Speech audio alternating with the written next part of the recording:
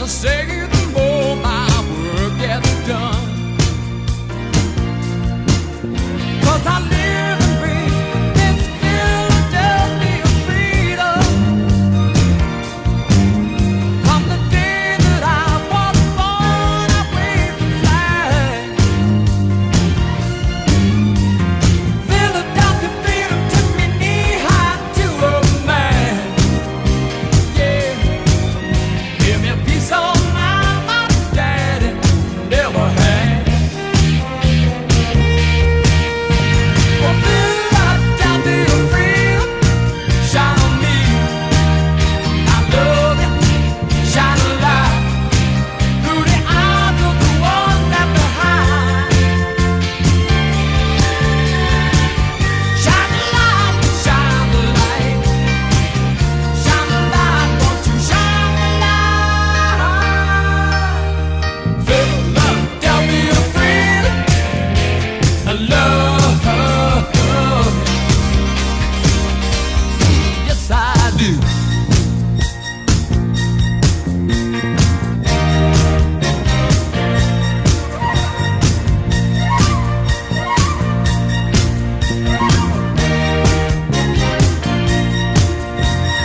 If you choose to, you can live your life alone. Some people choose the city, some of them choose the good old family home.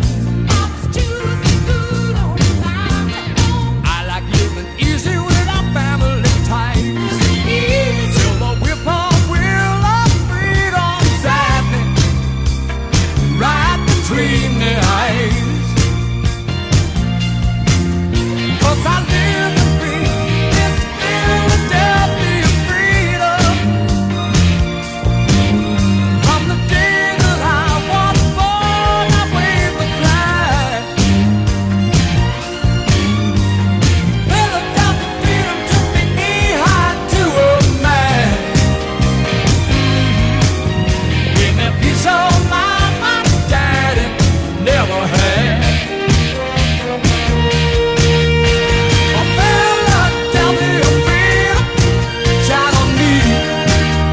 I love you, shine a light through the eyes of the ones left behind. Shine the light, shine the light, shine the light, won't you shine the light? Philadelphia freedom, I love you. Yes, I do.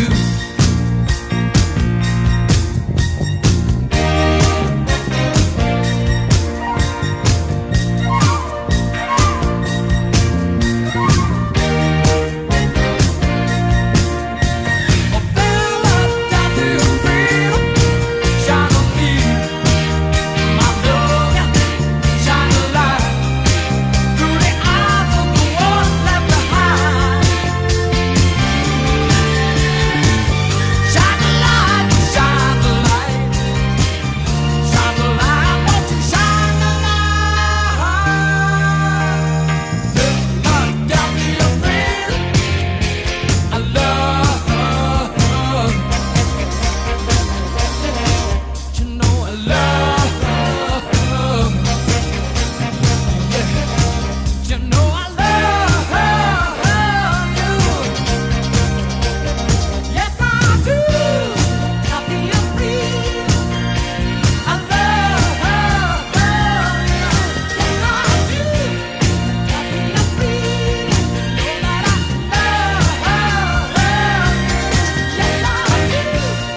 Philadelphia freedom, don't you know that I love you? Yes, I do. Philadelphia freedom, don't you know that I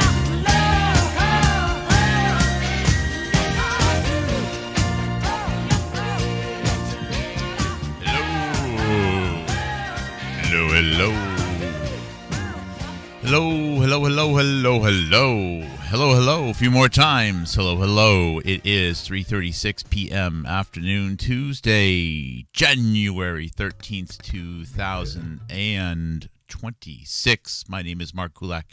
KWACZ. I think a new T-shirt. The collar on this one's a little bit saggy. They just don't make shirts like they used to anymore. They just don't hold up to the washing. Collars shouldn't be sagging like that on a shirt after, just several washes. I mean, it should be up there in the years. But anyways, thank you for joining. Hello V. Hello neck meow meow. We gotta be careful. The meows here. Meows make me nervous. Christy, Katniss, Howard the Duck, Howard, how you doing? And Aaron's, and hello. We have episode 1450 something or other. It's up there in the numbers right now. And today's show, Candace winning me over. Is she winning me over? A little bit. Maybe not for the reasons which other people would say that they were being won over. But there is the Candace Owens story to me is so interesting, but for all the reasons which other people appear to be missing. I think the real interest is not where people are looking, and I would suggest if people were to open up, don't listen to what the team Candace is saying right now, the people that she says to listen to, and the people that say listen to her, and that whole network, But that's not to say that there isn't fascinating story there. And what we're going to be doing today is we're going to be reading a blog post, and it is a long blog post. I mean, I had to check several times. I was concerned I had found several blog posts that were strung together, and maybe I missed, like a separator or something. It's a long blog post that Candace Owens herself supposedly wrote, and I think she did actually write most of it on April 18th, 2016. And it is regarding Gamergate. Gamergate, which sort of had its big year in 2014 and 15, Gamergate, where there were some female game developers and video game owners and players who, as the narrative goes, were harassed, threatened by other people, some known, some anonymous, on the internet. The narrative is that many of them were males. Of course, because they were, again, narrative-wise, they didn't like the fact that the females threatened them, that they were more popular, that maybe they were better gamers, better players, better developers, whatever the case, okay? And I'm not in that network. I can't go back in time to capture it.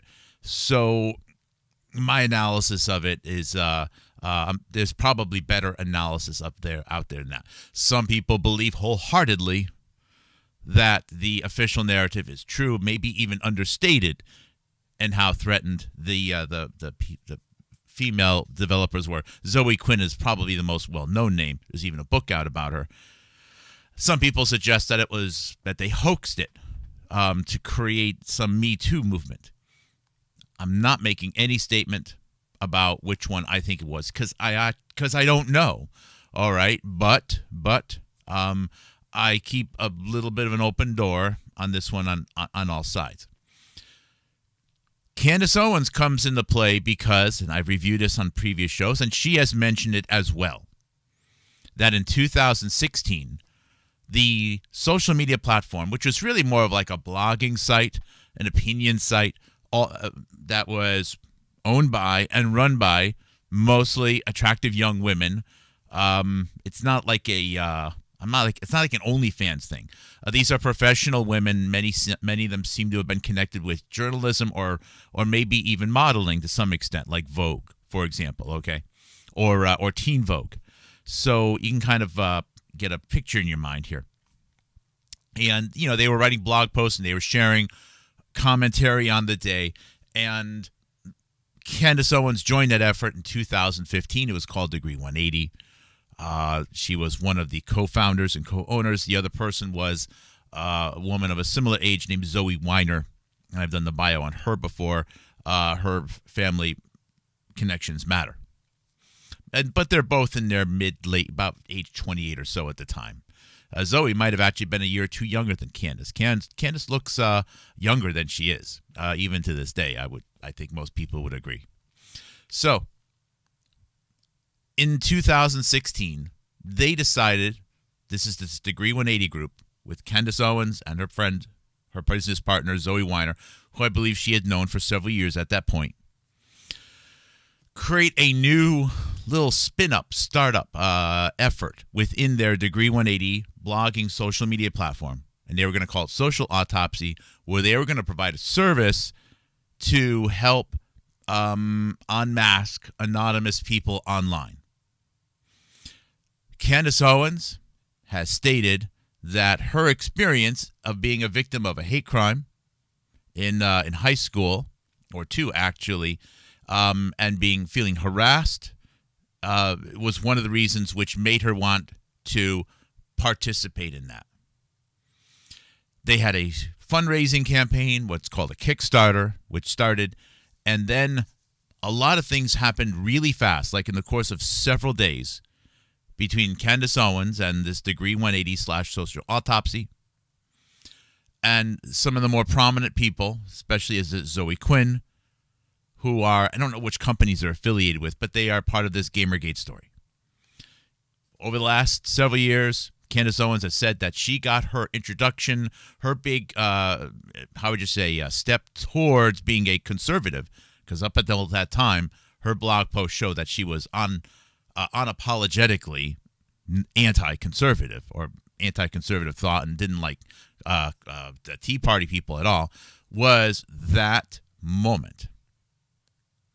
And there was this friction, disagreement, anger, and threats that happened between Candace Owens, in particular, of Social Autopsy, and Zoe Quinn, and I guess a lot of other people who were associated with Gamergate.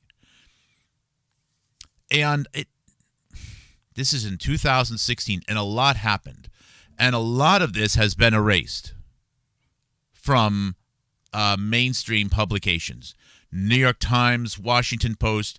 If you search for Candace Owens, quote unquote, on Ancestry.com in 2016 and for most of 2017, you'll find next to nothing, which is pretty hard to believe, because I know a lot happened.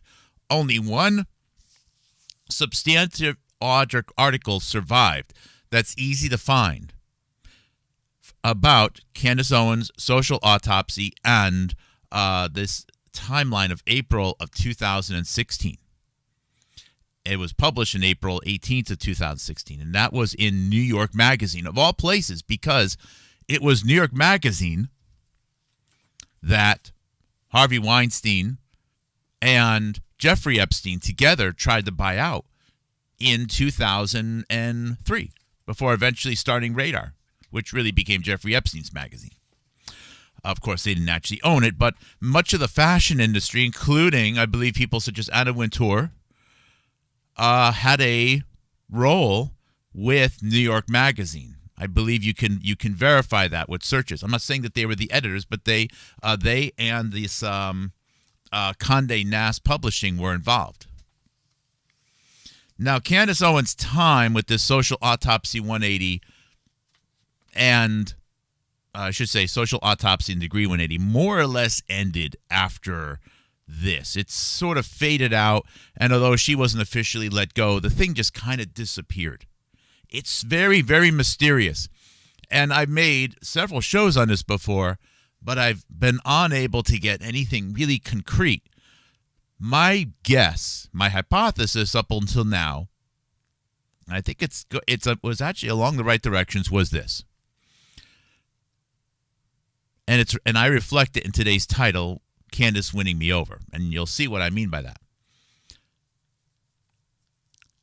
I think Candace Owens has far more how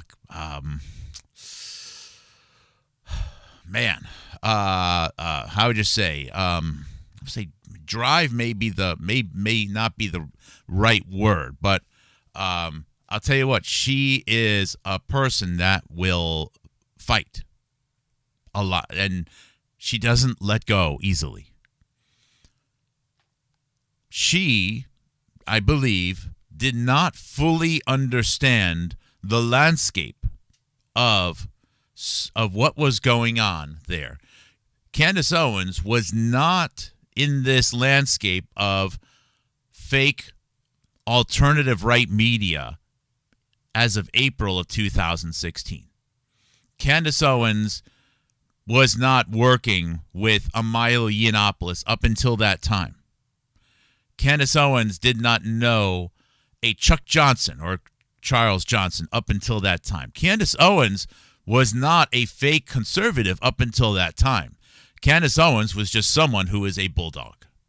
And it doesn't matter if she has the information or not, if she has the facts or not. If she's driven, she's going to go for it. Okay. And I'll tell you what, if she were in tech sales, she could have made millions many times over. You give her the cheat sheet, you give her a decent sales engineer to follow her around, she could have just sold and sold and sold. Candace can sell. Candace can sell. I'm not sure she had the right mentorship up until then to really understand that skill set. And she had an idea, and unfortunately, for her at that time anyways, she didn't really understand the bigger picture. I believe that, knowing what had happened with Gamergate, I believe, this is my honest assessment, it's still kind of true, holds up.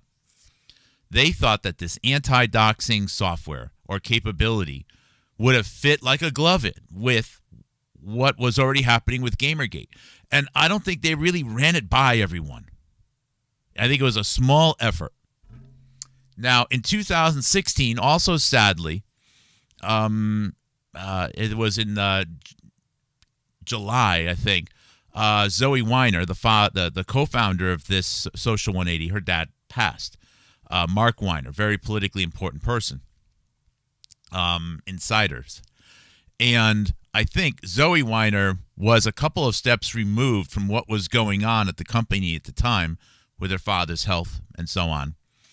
And Candace Owens just went for it.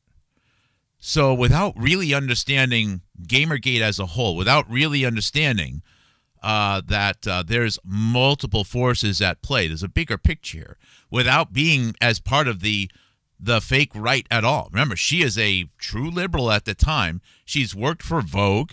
She's being mentored by, Jesse Jackson Associates and Hillary Clinton Associates. She's working with someone that goes shopping with Hillary Clinton. Candace Owens is not in that loop at all.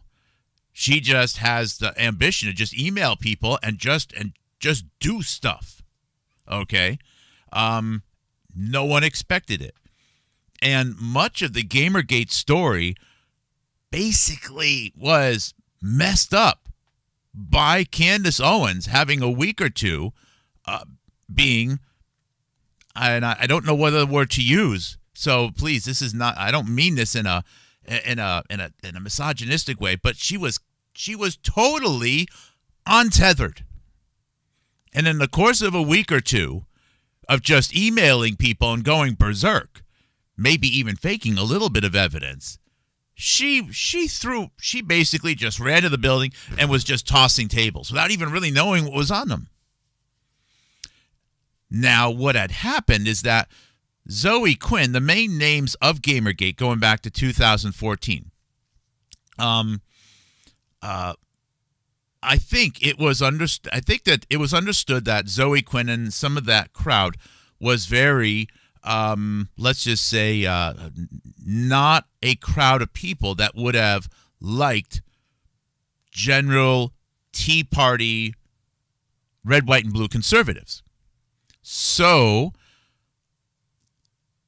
what had happened was some bloggers at Breitbart had known about Zoe Quinn and Gamergate, and they were not big fans of them at all. Okay? They were Zoe Quinn, the Gamergate groups. I shouldn't say Gamergate describes the whole thing, but Zoe Quinn and Zoe Quinn friendly people were very far left, very progressive, and I think that they were seen as not a pro-American crowd that the Breitbart Group insiders liked. So Candace Owens comes along, also, oddly enough, as a Hillary Clinton associate. And she is untethered for a little while, and she just goes crazy. And Candace Owens calls during this period of time Zoe Quinn and some of the other people in Gamergate racists. Think because Candace Owens' background is she is a victim of a hate crime. Now, the Breitbart Group people, sometime in 2016, discover Candace Owens, not because she's already with Milo Yiannopoulos, not because she already knows Chuck Johnson, not because she already knows, Trump or anyone like that, but because she comes in without a really good plan, and now she's pointing fingers at Zoe Quinn and other people in Gamergate as implementing racism against Candace Owens.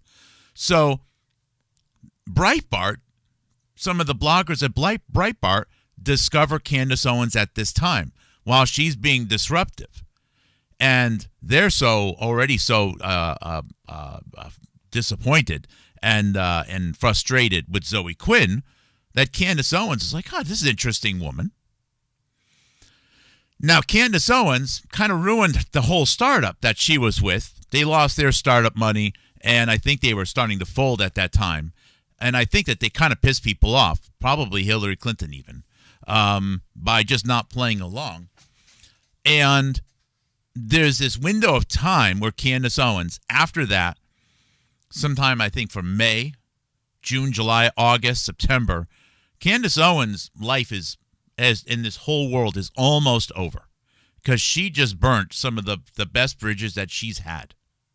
She burned opportunities that she had as being this DNC insider. She pissed people off.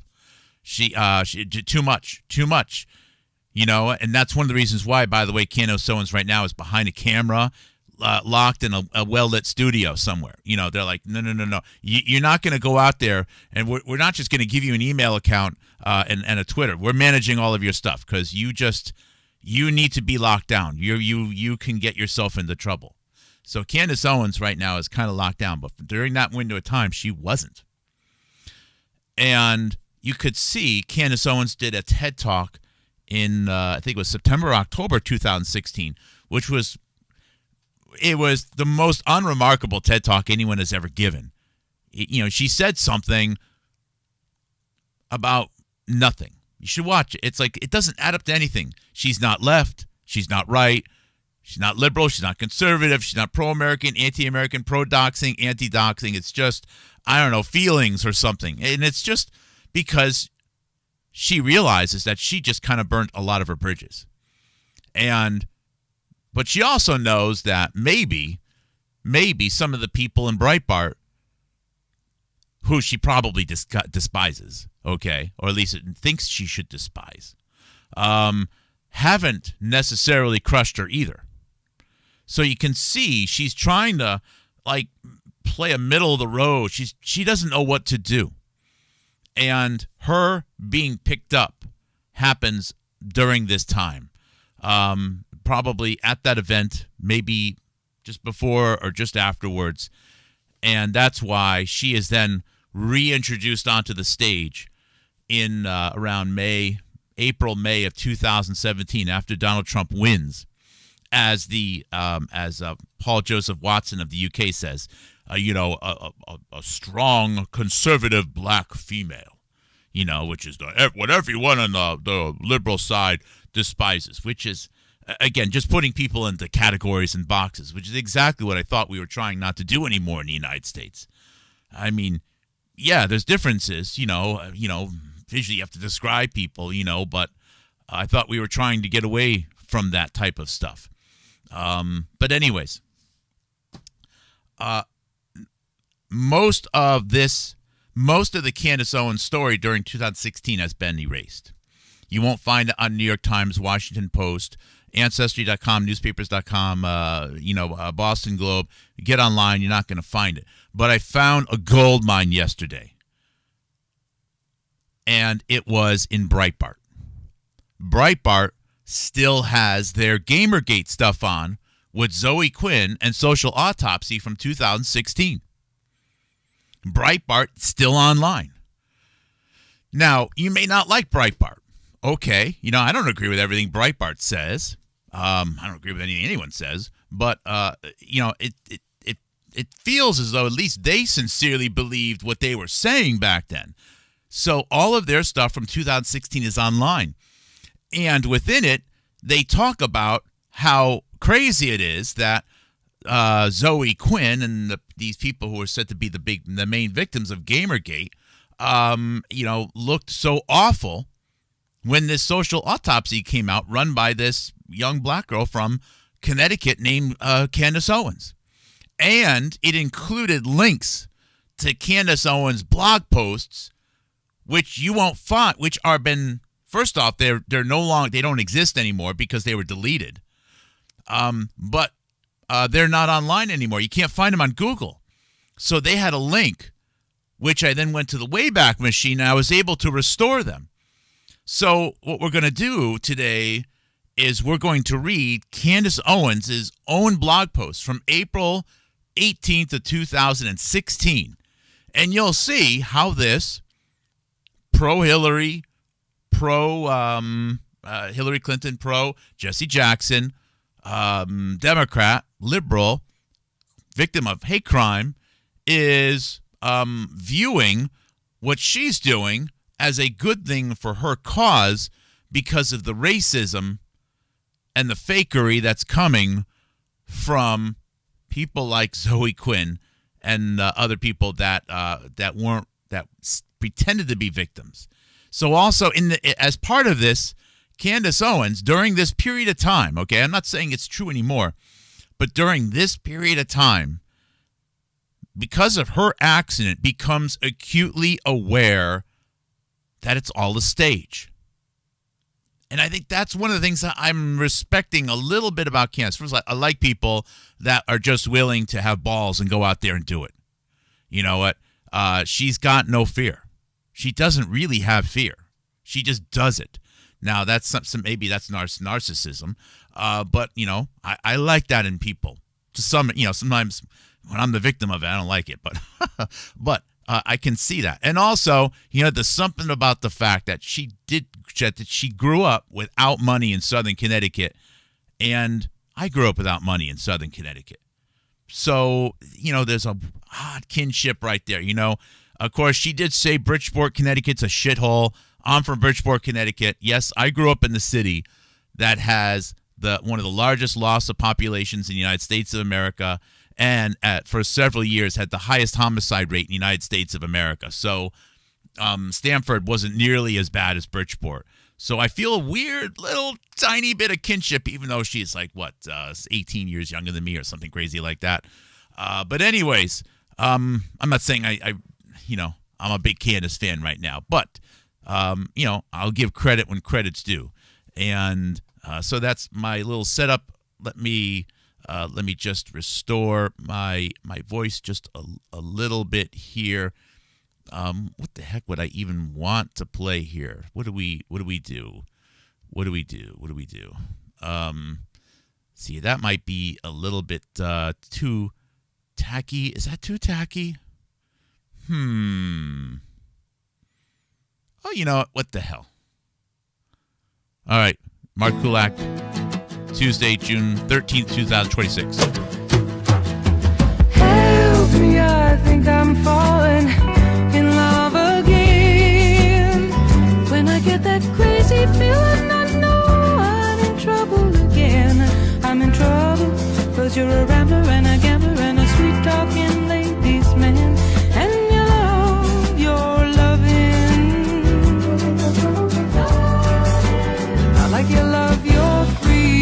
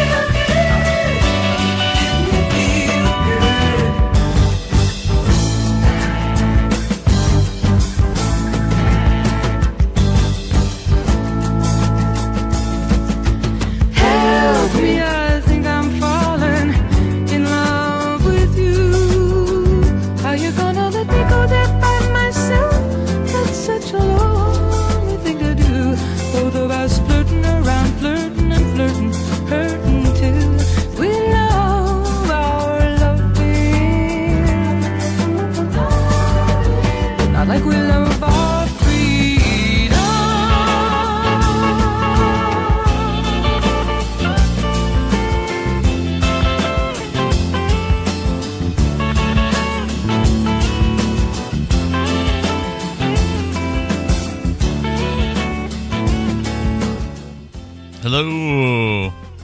Candace is a rich girl. She's pretty rich right now, I believe. She has not worked hard for anything. She's worked hard.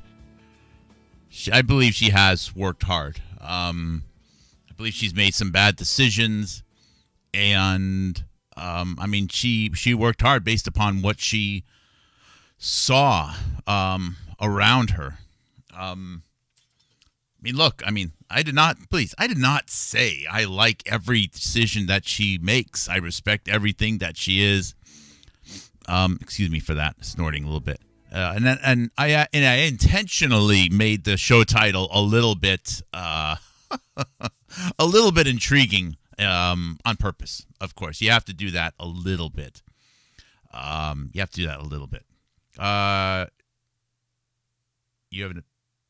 Shouldn't you haven't study a lot? What does that mean? Really? Candace is dumb as doornails? Nah, she isn't. She's not as dumb as doornails. I would disagree. Shouldn't you haven't study a lot to know something, to have an opinion on something worth listening to? What does that mean?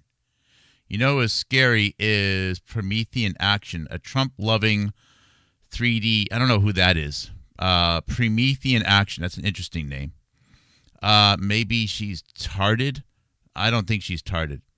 Thank you for the music. Thumbs up. That's good. Candace Owens. I don't think she's tarded. I don't think that's true. And again, I'm the only person that highlighted that she's had 2 hate-based hate crimes. In high school. If there's anyone that has and I openly question if she ever even had kids. So if there's anyone that has thrown out there some pretty serious suggestions, hypotheses, as well as highlighting negative facts about Candace Owens, it would be yours truly. She has not escaped any appropriate level of review here. Okay. It's been pretty harsh on Candace Owens. Look, anyways, so let's get down to it. So what I'm showing here is this is the April 27th, 2016 Breitbart article, Why Anti-Abuse Activists Zoe Quinn and Randy Harper Trying to Protect, or I should say, why are anti-abuse activists Zoe Quinn and Randy Harper trying to protect anonymous trolls? There's a picture of the cover. This is a cartoon of Zoe Quinn. Looks like she's on a cross, a little blasphemous, but she's on a cross, and it looks like money has been used to nail her hands to a cross or something like that. And Zoe Quinn, of course, being one of the main victims or protagonist, depending upon what your view is, what your opinion is, what your analysis is of Gamergate. So by going to Breitbart, and Breitbart, the search on Breitbart is not great. If you search for a phrase on Breitbart, it will limit you to like 50 results. So if there's something of which Breitbart has several hundred articles for, you're only going to see the top 50 either by popularity or by most recent. So it was not easy to find the right search term to go into the Breitbart search engine. Things can be censored on the internet, and I'll let me just also highlight, this is what we're going to be reading. This is the blog post, which we're going to be going over today. From Degree 180, April 18th, 2016, the same day as the New York Magazine, The Intelligencer, published the article about Gamergate, which was kind of negative about Candace Owens. I've read it a little bit before. It was this here. The New York Magazine, The Intelligencer, came out with this article. The strange tale of social autopsy, the anti-harassment startup that descended into Gamergate trutherism. Candace Owens has described this article, and remember, this was within the Condé Nast empire, which is owned by Anna Wintour, of Vogue. And Anna Wintour of Vogue is someone that Candace Owens used to work for, because Candace Owens used to work for Vogue. This is such an overlooked part about her story. Okay. Is that she worked for Vogue for a year. Now, working at Vogue for a year does not mean you are friends with all 50 to 200 people who are at Vogue at that time. Of course it doesn't. I worked at companies with 30 people, and I barely knew half of their names. Okay, but it does mean that at one point you get an introduction to Anna Wintour, no doubt, as the lead editor of, lead manager, whatever, of Vogue, and also a huge part of the Condé Nast empire. And when your friend Zoe Weiner and Candace Owens' case work at Vogue, it means that you're definitely going to have some lunches and some good face time with Anna Wintour. So, the only surviving article you'll find out there about Social Autopsy and Candace Owens and Gamergate, the only one that you'll find easily anyways, that hasn't been deleted, is or isn't buried in a search engine like in Breitbart, is this article. And this article is part of the Condé Nast empire, which Candace Owens used to work for. What this means is that this group, okay, has at this time kind of endorsed kicking Candace Owens out because they're pissed. The thing is that Candace Owens, and I really believe this, okay, looked upon her own past as being a victim of a hate crime as this Uno card, this Joker card, to then become the new victim, or maybe even to see herself as on the same par as other people within Gamergate.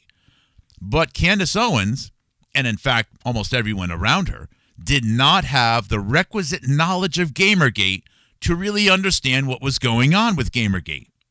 So they just kind of jumped into it, and they caused some chaos, pissed a lot of people off. Now, it's possible my interpretation of this is wrong, and Candace Owens was already affiliated with Breitbart, Milo Yiannopoulos, and the whole thing that she did here was a well-orchestrated operation to lift up her visibility.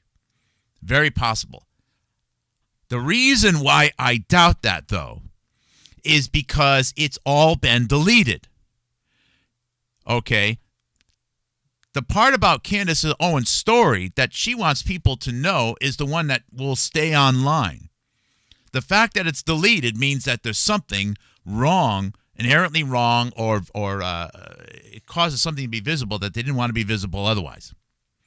And the fact that it has been deleted, to me, suggests that it highlights chaos and an accident.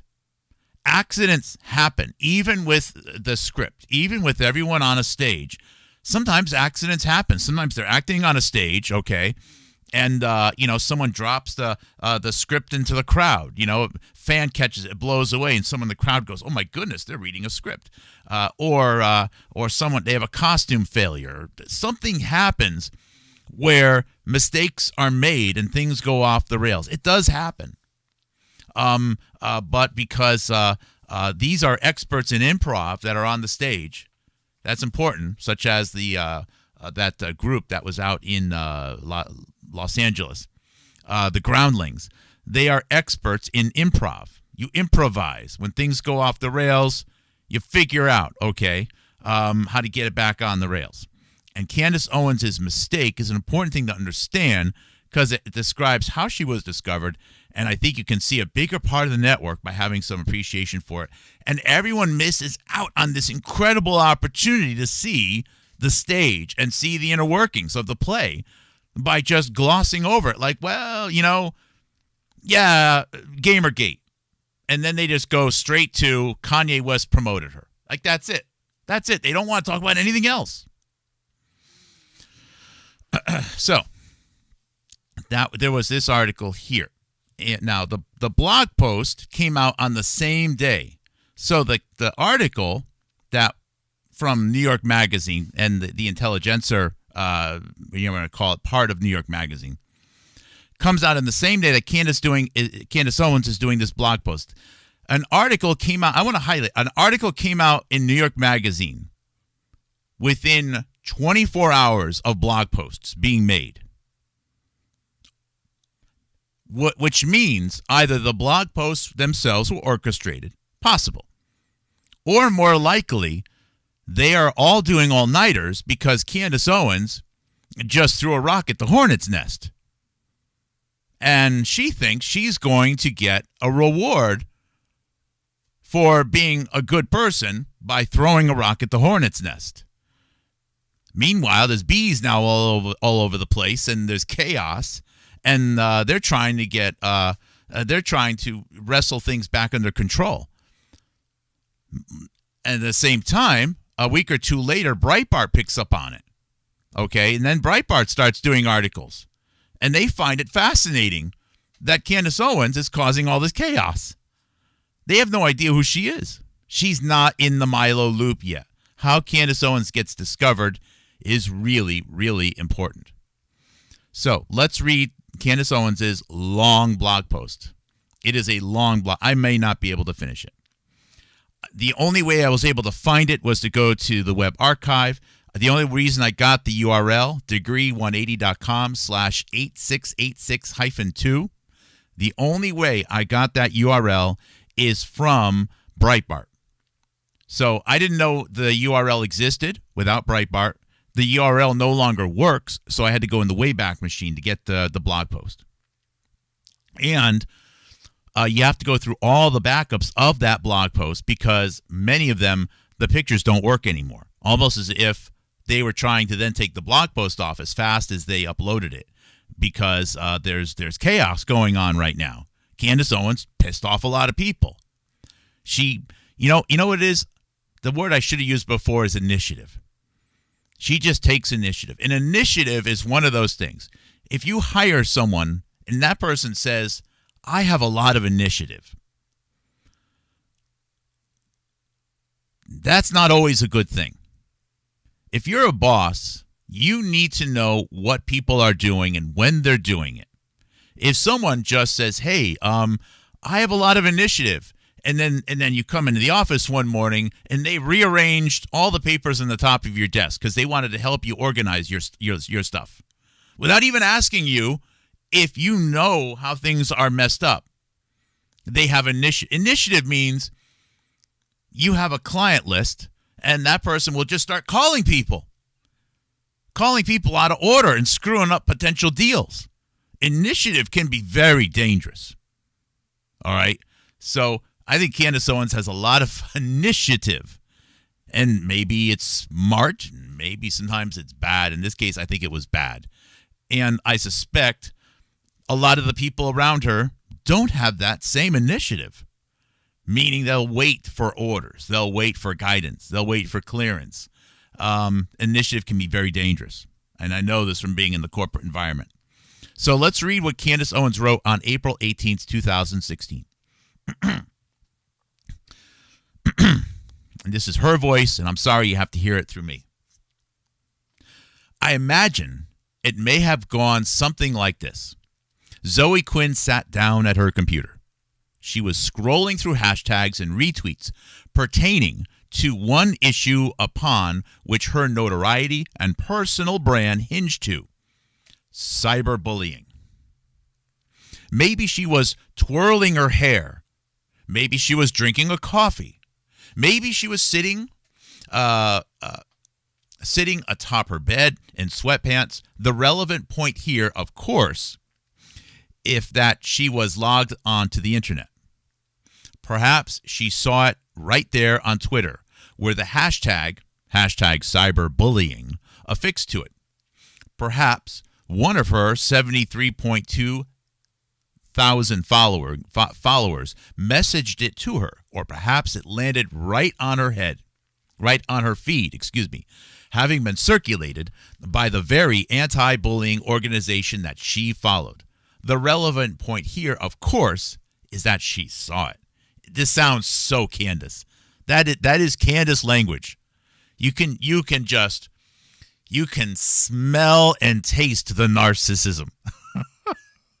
Everything she says is a taunt. Okay. And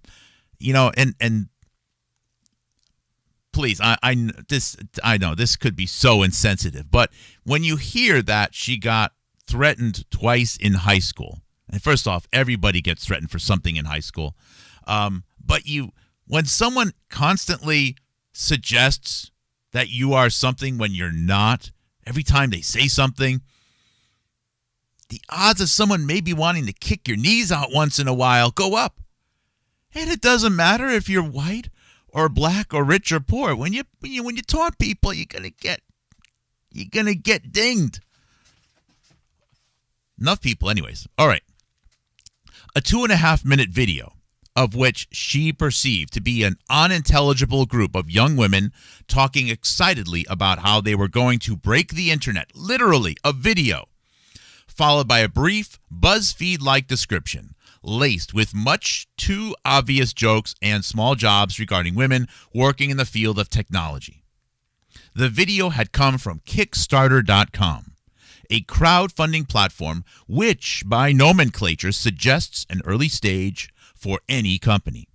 And yet, it was enough to strike a nerve within Zoe, meaning Zoe Quinn. I'll clarify. There's Zoe Weiner, the co-founder of Social Autopsy, and Zoe Quinn. A little confusing. I'll try to say the last names as often as possible to avoid confusion. So, a real one. Maybe she spit out her coffee. Perhaps she froze with a strand of hair still wrapped around her finger. The point here, of course, is that whatever she was doing, she had now stopped to pay full attention. This is Candace Owens. She's paying attention to me. She's paying attention. This is so Candace. This is so Candace. This is not something that she's developed beginning. This is Candace. She's paying attention to me. You could see how this would frustrate people. The facts of the matter are that Zoe Quinn then unleashed a Twitter assault, an early, aggressive move against a company in which she really knew nothing about. To be precise, she released 22 back-to-back tweets aimed at a project presenting herself as a former victim who knew that such a solution to end cyberbullying could not work. She wrote, meaning Zoe Quinn, quote, "Spreading people's abuse is quite often not at all what they want. Anything that is public-facing at all has to be treated with privacy and consent." And consent, that's not a real word, as the two biggest ethos, else it's crap, unquote. She, meaning Zoe Quinn, received instant support and favoriting by the dozens. But that wasn't what she wanted. It wasn't what she wanted at all. She almost talks like it's a Dr. Seuss book. It wasn't what she wanted. It wasn't what she wanted at all. What she wanted isn't what she wanted. What she wanted wasn't that tall. You know, I mean, it's like Dr. Seuss. Reading Candace Owens' blog post, 2016. Again, very hard to dig out of the Internet Archive, but it was there. The day was just beginning to wind down. Again, April 18th, 2016. I hadn't slept the night prior, as the nerves of my very first crowdfunding effort had begun taking a real toll. We were up to about $2,700, not bad for our first 13 hours of fundraising, and our friends and family were promising to push even hardest for us the next day. We had pulled together the company seamlessly. We were networked with other anti-bullying organizations beforehand, and we're happy to see that the Tyler Clemente Foundation, I don't know which one that is, was the first to retweet our Kickstarter effort that morning. I had been emailing back and forth with them as we wanted to make sure our campaign would simultaneously provide support to their Day One organization. Myself, a huge fan of their mission. What is that? Day One organization. There's dayonecampaign.com. It's being pulled out of the archives. I'll go back in a minute. I don't know what that is.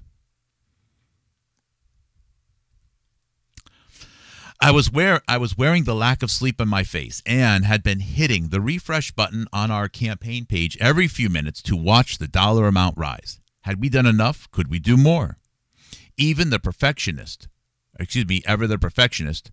doubt had begun to rear its ugly head. And see here, by the way, I can over here, what I'll do is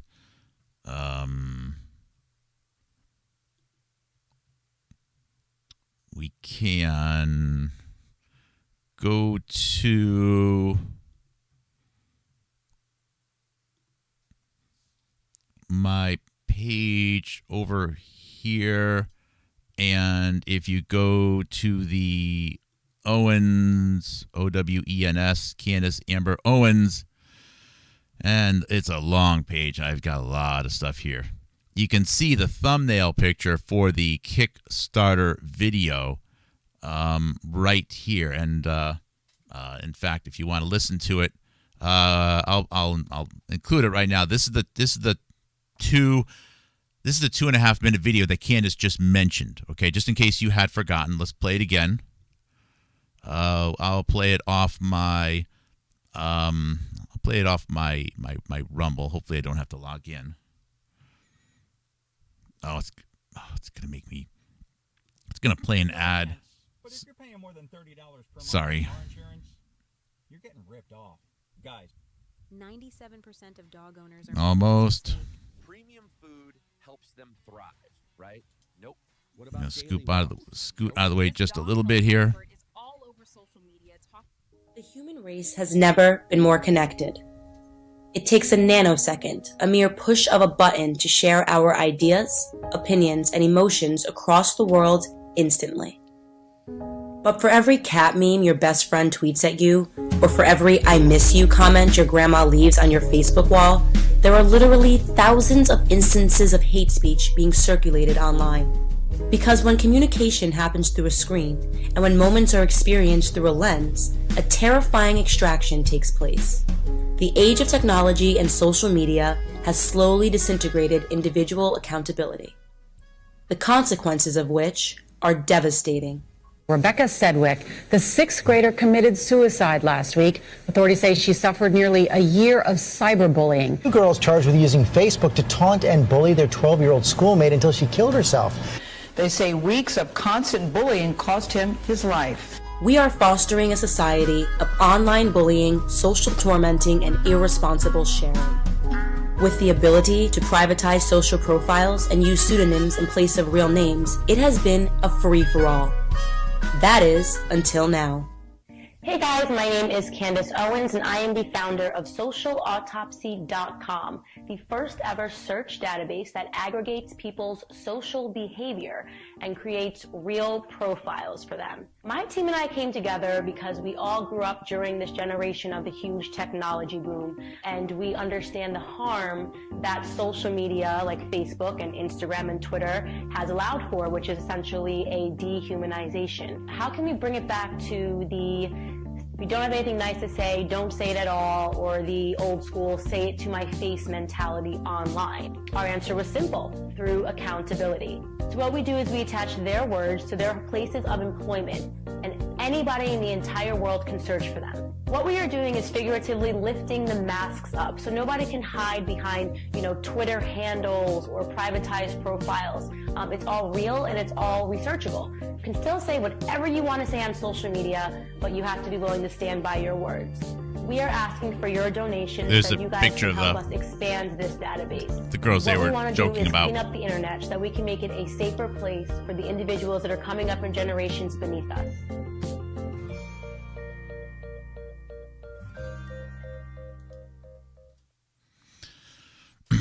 So that's the that's the pitch.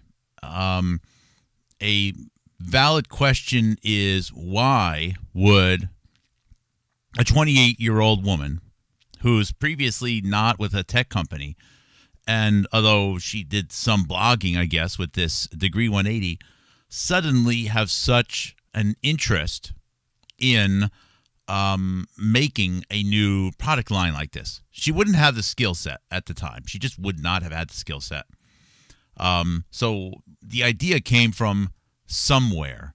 I'm not really sure where, but I don't believe it was her. It might have been some other interest that came in through Vogue. I don't know. Maybe there was some weird Milo connection before this. It's not really. It's hard to say, but I don't think the idea came from her. And there was a platform made for this. Eventually, I think that they had, probably hired some people in India or something to start doing the work. They did deliver on something which actually was used to archive a bunch of different names and addresses. It was still online. It was online for quite a while, actually. So somebody did something. They got some clearance, but I don't know. Okay, I don't know. But that's the video that was referred to in the blog post that Candace Owens just referred to, and I guess Zoe Quinn at some point had mocked a little bit. So getting back. And by the way, Day One organization, Day One org. This is Stop Bullying Today. So Day One was a anti-bullying group, and you could check out their website there. So I guess Candace Owens was a supportive of them too. So Candace Owens is now worrying. Again, we're still very early into this blog post here, if she had done enough. Because we had switched the verbiage on our campaign last second, a decision I made personally to make it more digestible. Again, I don't think she reread this too many times, so that's a weird sentence. But okay, next sentence. I read an article entitled, should just be titled, Mistakes people make on Kickstarter, unquote, the night prior, and it had listed not knowing the Kickstarter community as one of them. It described the Kickstarter community as fun and advised using humor, which made me second guess the direction of ours. I felt the subject matter of the video was a bit heavy. We are talking about children committing suicide, for God's sake. God should be uppercase. And it was therefore unnecessary to hold the description beneath the video in the same regard. And therefore unnecessary to hold the description beneath the video in the same regard. Plus, we had strategized and had suspected we could raise the amount, $75,000, amongst our large circle of friends and family. Meaning, she knew people who had money. And of course she does. She worked at Vogue. Her friend Zoe Weiner, her friend's dad is loaded. Our focus was to extend our reach through them and hit our goal through the networks that they existed in. This means the DNC. All right, and the NAACP and some other related organizations, fashion industry. We were extremely organized, and we had mapped out a day-by-day blueprint. Here is an excerpt from the email I circulated to a group of individuals and potential investors who had been involved in our project from day one. So this is a screenshot. Of course, we see that it was only sent out on, April 11th, so only like a few days before all of this. And this was the message that she sent. Tomorrow is the day, and in many ways, the most important one. I will be launching the project at 9 a.m., and we'll publish it to my Facebook page immediately. Remember, we are focusing on friends and family and social media tomorrow. Wake up tomorrow and donate. So this is the beginning of her Kickstarter. She's sending out all these emails herself. She's got initiative. This is Candace Owens. Back to her blog post. By all accounts in that evening, our plan had worked. My coworker called me around 7:30 p.m. to inform me that we had been contacted via the Degree 180 Twitter handle. She, I suspect this is Zoe Weiner, said someone was asking how she could reach out to discuss to discuss the project. Sorry for the file name still in here. I don't know. This is someone that reached out to her. I don't know who that is. Kind of looks like could be Li Meng Yen. But that's a story for another day. Continuing on with the blog post. I should have investigated further, but I didn't. I considered this Twitter request to be no different than any of the individuals that were reaching out to us via Kickstarter directly, asking us to clarify certain aspects of our campaign. Someone wanted to know more about our company? No problem. Give her my direct email, I replied. When Zoe Quinn emailed me at 8:33 p.m., she began with her credentials and she described herself as here. Okay, so it wasn't Li Mei-Yan. Co-founder of Crash Override Network, one of only 3 online abuse helplines and victims advocacy groups. I'm also patient zero of Gamergate, and this is what I guess Zoe Quinn was saying, which I will assume you're familiar with given your line of work. Unquote. Candace Owens thinks to herself and says in this blog post, bad assumption. I had never heard her name in my entire life and hadn't the slightest inclination as to who or what Gamergate was. And I'm going to challenge you to consider the possibility that here, Candace Owens might be telling the God's honest truth. There's no reason to believe Candace Owens knows this right now. Candace Owens sees herself as a victim of hate. Whether it happened or not, okay? Whether, I'm not even, that's how she sees it. She's not a video gamer. She probably heard of Gamergate. It'd be crazy to think that she hadn't, but consider the possibility that she didn't.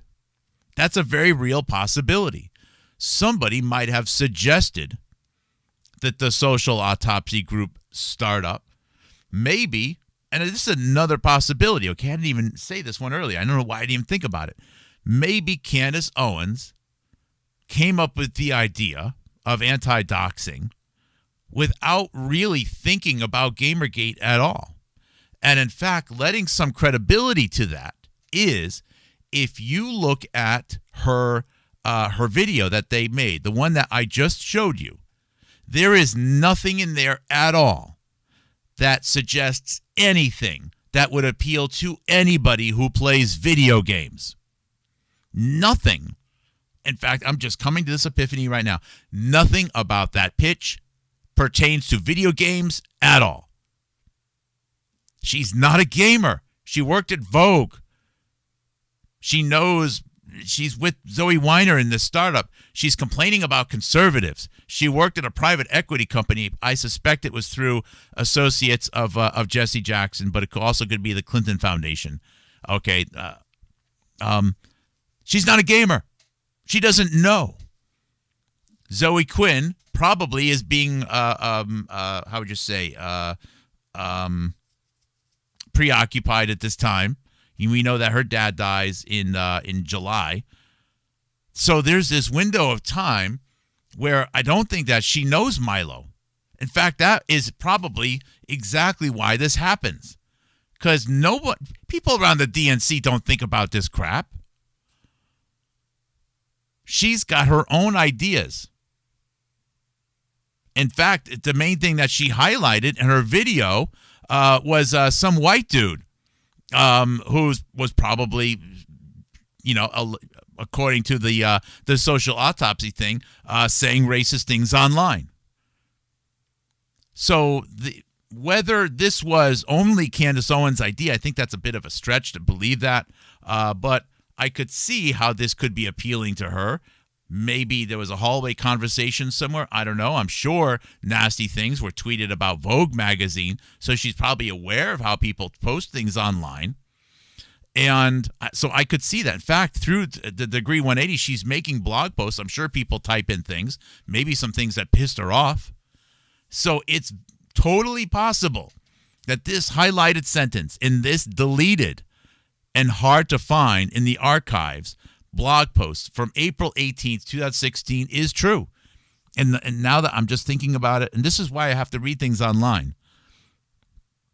I never heard her name in my entire life and hadn't the slightest inclination as to who or what Gamergate was. And this is all happening probably just a couple of days before this blog post was written. So let's continue on. Candace Owens in her blog post, April 18th, 2016. Call me old-fashioned, but I live outside the virtual world and have had to make a living on my television set. I spent the prior 4 years of my life working on Wall Street and can lay slaughter to the myth that the city never sleeps. It does. It's just people. It's just that the people in it that don't. In 2015, I had pivoted the idea of starting my own company to help be part of the change that I feel our worlds need to make. Okay, now this here is bull. This part is a lie because Candace Owens here, she did not work 4 years on Wall Street. She worked for 1 year at Vogue. She worked at Vogue because her friend, who was one of the reasons probably why she got at the University of Rhode Island in the first place, Zoe Weiner, worked at Vogue or Teen Vogue for Anna Wintour on an internship in 2011. Candace Owens left college early in 2011 to go with her friend because her friend probably gave her an opportunity to get the door open to get into Vogue. That's how Candace Owens gets to Manhattan. It's through Mark Weiner, Mark Weiner's daughter Zoe Weiner, and Jesse Jackson. That's how Candace Owens gets to Manhattan. It's through Vogue. She gets to work for Anna Wintour. Directly or indirectly, I'm not sure. That's how Candace Owens gets to Manhattan. She doesn't go to private equity. Now it's possible that when she went to Vogue, she might have actually been a terrible employee. As you can see here, Candace Owens has initiative with which, if unchecked, can make someone a horrible employee. You could have an employee that is smart, that is hardworking, that will stay up all night, but if they have too much initiative, they can screw things up and triple your work and cost you customers. Candace Owens could be that type of an employee. And I think what she does here, what this blog post demonstrates, is that exactly what Candace Owens does. So, this is a lie. This is just a flat-out lie. And she's burying it for reasons that I don't really understand yet. I suspect that if she were to say that and then say, well, the person that I'm founding the company with, Zoe Weiner, is currently at Teen Vogue, suddenly the network of Candace Owens becomes very apparent. So I think it's something that she doesn't really want to talk about here. She sees herself she downplays that because that costs her credibility. That takes away from her backstory. A year before this, she would always highlight Vogue. As of this time, Vogue is gone. She won't say it anymore. All right. So it's gone. So here we are, 4 years, private equity.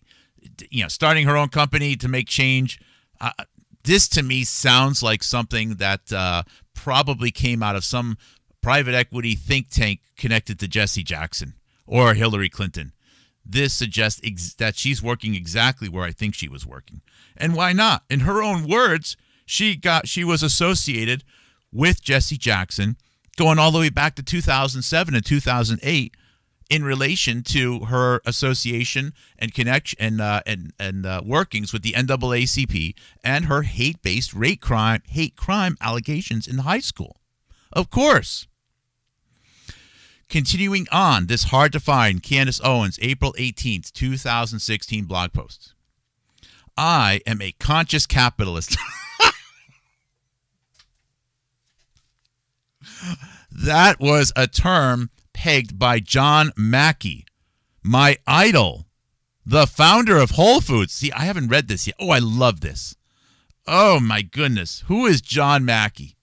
If I find that John Mackey is a good friend of Hillary Clinton, I rest my case.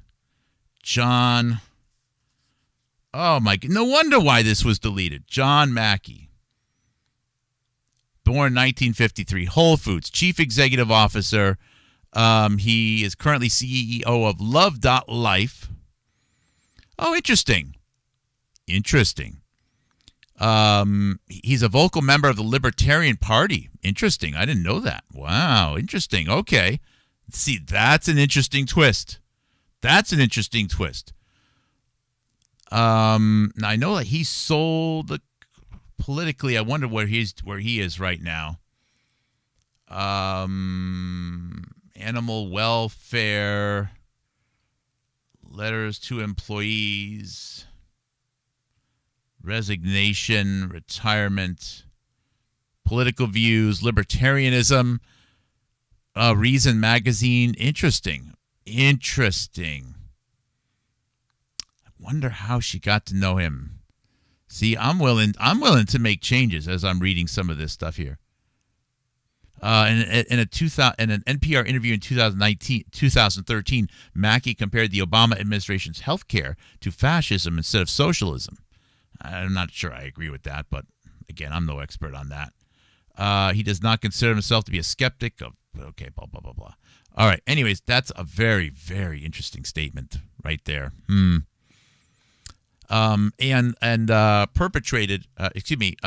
Perpetrated by his college roommate, Jeff Tyndall, who just so happens to own the Container Store. I've only been to the Container Store a couple of times. I've never seen such expensive containers. I remember when I first heard of the Container Store, I was so excited to go to a store that had like bags and boxes of different sizes, because sometimes it's hard to find bags and boxes of certain sizes. I was like, oh, this is great. And I was like, I can't afford these containers. They're too expensive. I don't know who shops there. The parking lot is always full at the Container Store. Jeff Tyndall. Does he have a Wikipedia page? If he's a libertarian too, no,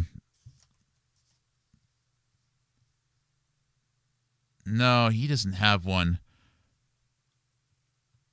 Let's see here. Does he have a Google page? Jeff Tyndall.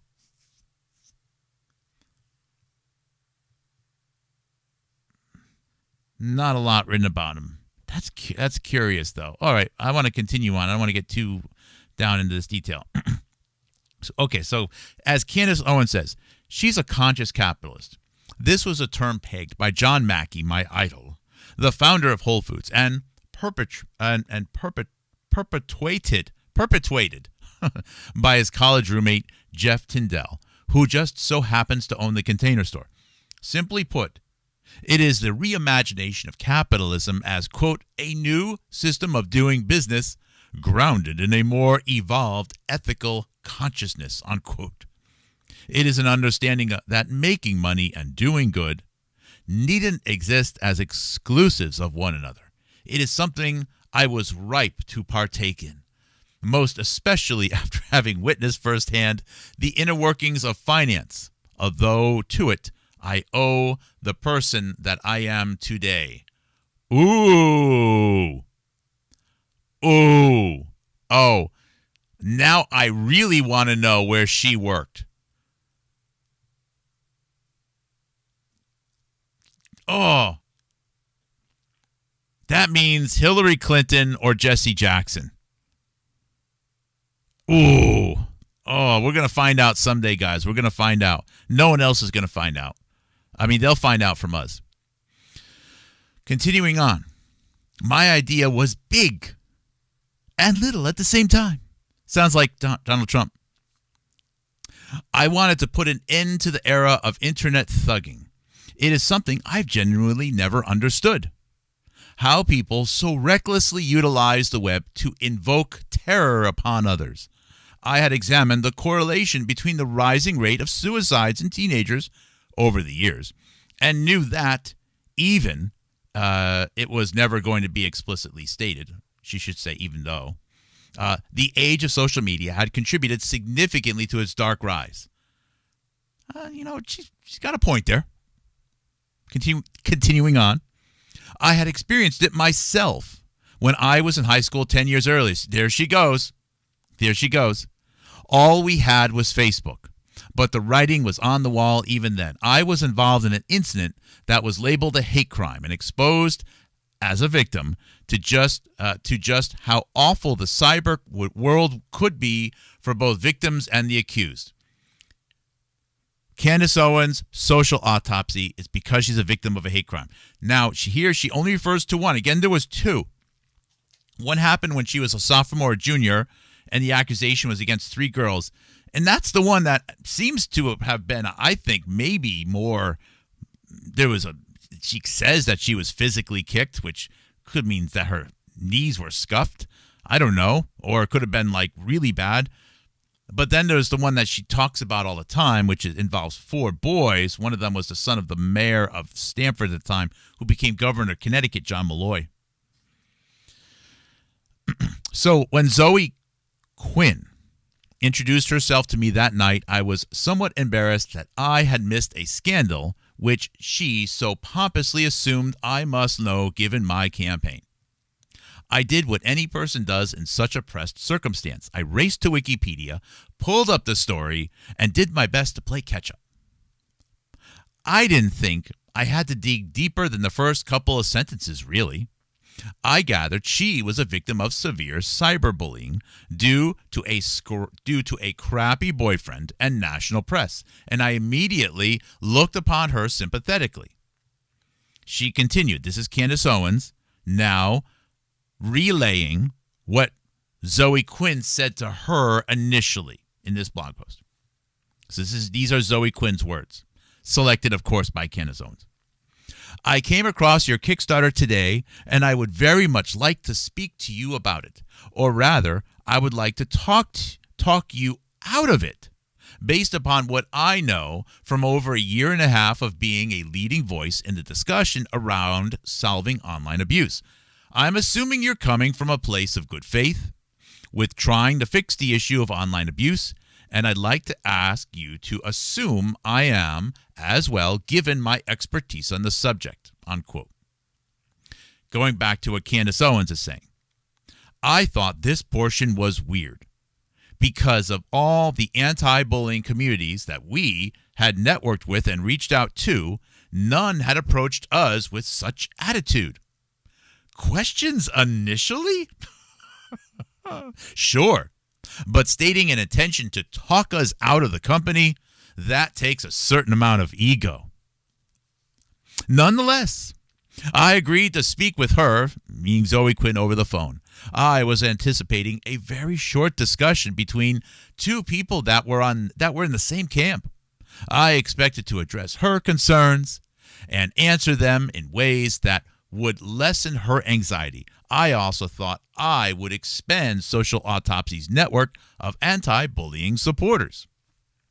I normally keep the grass cut low. The business of finance had properly exposed me to the ideas of snakes, and I had taken away from it the ability to spot one from a mile away. But Zoe Quinn was a victim and managed to slide past my defenses easily. My guard was fully down when she phoned me at 9:50 p.m. from a Hawaii number. At best, the conversation I had with her was weird. At worst, it was unstable. Oh, man. She began normally by again stating her credentials and telling me that I was making a huge mistake. She informed me she spoke on behalf of all the agencies and organizations. Wow.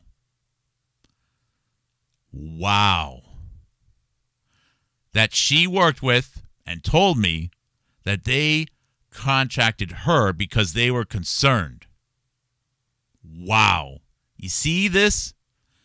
This suggests Candace Owens is, I don't think she knows. And Zoe, look, I'm not saying Zoe Quinn, real victim, doing the world a big favor, or it was all staged, all right, and it's all part of the intel agencies controlling the world and whatever. Whatever the case, okay, it seems as though Zoe Quinn was softly trying to say, hint, hint, nudge, nudge. No. And Zoe Quinn might even be surprised. Like, what's going on here? Okay. Candace Owens, too much initiative.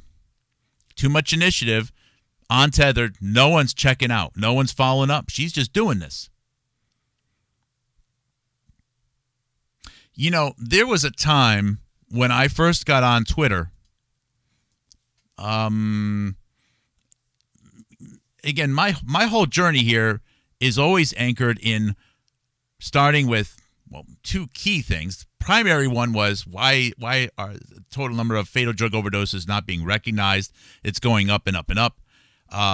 no one seems to be talking about it in the news. Definitely the Democrat Party won't talk about it. I was hopeful that maybe more Republicans would, but I've been very disappointed so far in that as well. They are willing to use it opportunistically for elections, which is really, it's been heartbreaking. Anyways, chronic illness and Lyme disease. Talked about that before. Having been at Datto Corporation, I was aware of the whole Hillary email thing happening. I didn't know a lot of details, but I did having seen the FOIA output, the Freedom of Information Act output, I noticed some weird names in there, which I had taken my stepfather's last name, Kulak. I wasn't born a Kulak. One of those weird, 6-letter Polish names with a Z in it. And I noticed there was a name Strzok, Strzok, that was in there. And I did a Twitter thread on Peter Strzok that, I forget the year, 17, 18, 19, I forget the year. And it was the only real time I did a long Twitter thread. And there's some sloppy stuff in there, admittedly, that I wish I did a lot better on.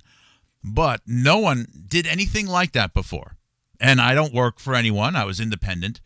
And that one Twitter thread had more impressions on, had as many impressions on Twitter in the month that I wrote it as CNN. I was nobody. No one expected me. So I just came out of nowhere. No one was trying to manipulate me, send me text messages. You look at this, you look at that. You don't know what you're doing. You're making a mistake. The person doesn't exist. No one was trying to control me yet. So when I say I have this, I have a little empathy for Candace, okay? I mean, she got help from Jesse Jackson. Sure, the father, the person she starts this company with, managed White House scheduling for Carter. I mean, way more connected than me, okay? So it's not like we're totally peers on this or anything, but I can see how someone with initiative, brains or not, can go out there and no one's expecting it. They're not checking their emails. They're not checking what they're saying on Twitter, and suddenly cause a shitstorm and get a lot of traction before the algorithms have them locked down. I don't believe that the way people are managed and censored is everyone starts off censored and then they take off the brakes. I suspect that anyone can start a Twitter account, YouTube, whatever, and although there may be some limits, all right, they apply brakes and they take away visibility as threats are discovered. I can't prove it, but that's my gut feeling based upon what happened to me. Because I got more visibility on a Twitter thread that happened like 10 years ago before I really knew anything than I have in almost all my work since. So here I could see Zoe Quinn reaching out, say, girlfriend, agencies and organizations I'm with, you're making a mistake. And Zoe Quinn, if she's connected, might almost be confused, like, girlfriend, what's going on here? What the hell are you doing? Just stop it. And for a brief moment in time, just like my Peter Strzok thread, there's no check. There's no check here on Candace. And I think that's where I feel I have an empathy for. I could be totally wrong on this, but I take parts of what's happened to me, my story, as I'm sure you guys take parts of what happened to you in your story, and you try to see if other people are experiencing them. Because if it happened to me, it can happen to somebody else. Wow. So Zoe Quinn began normally by again stating her credentials and telling me that I was making a huge mistake. She informed me. She spoke on behalf of all agencies and organizations that she worked with and told me that they had contacted her because they were concerned. Wow, I've seen this in a movie before. Wow. wow, there's a scene in a movie. Where is it? It's one of my favorite movies. It's not a long movie. It is.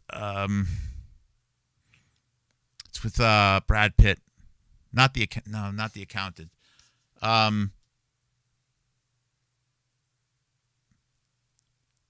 Killing Them Softly.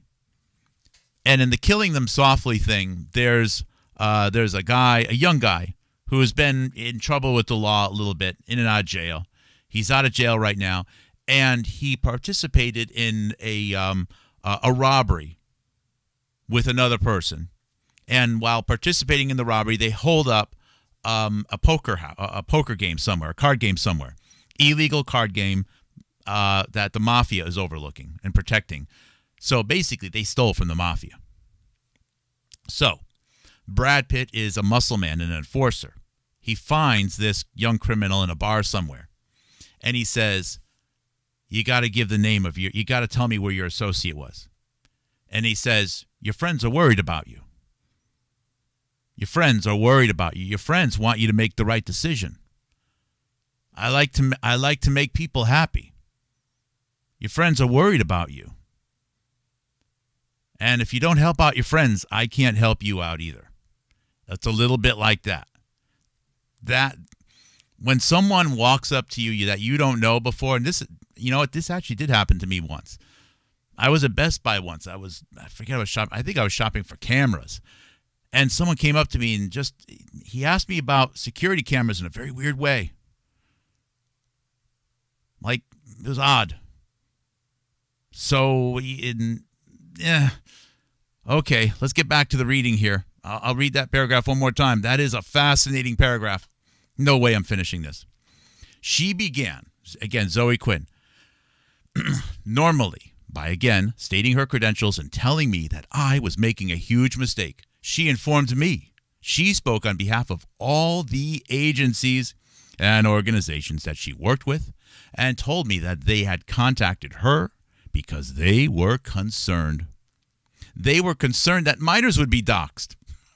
That's not what they're worried about. Interesting. That was the first time we had heard the term in our campaign, doxxed. And that might be right. If you watch... Matter of fact, let's play it again. Let's again listen to what Candace Owens said in her Kickstarter. Think, does she say doxed?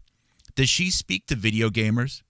Does she speak as though she is inspired by anything that Zoe Quinn has been through or Gamergate? Let's take a listen. Let's take a listen here.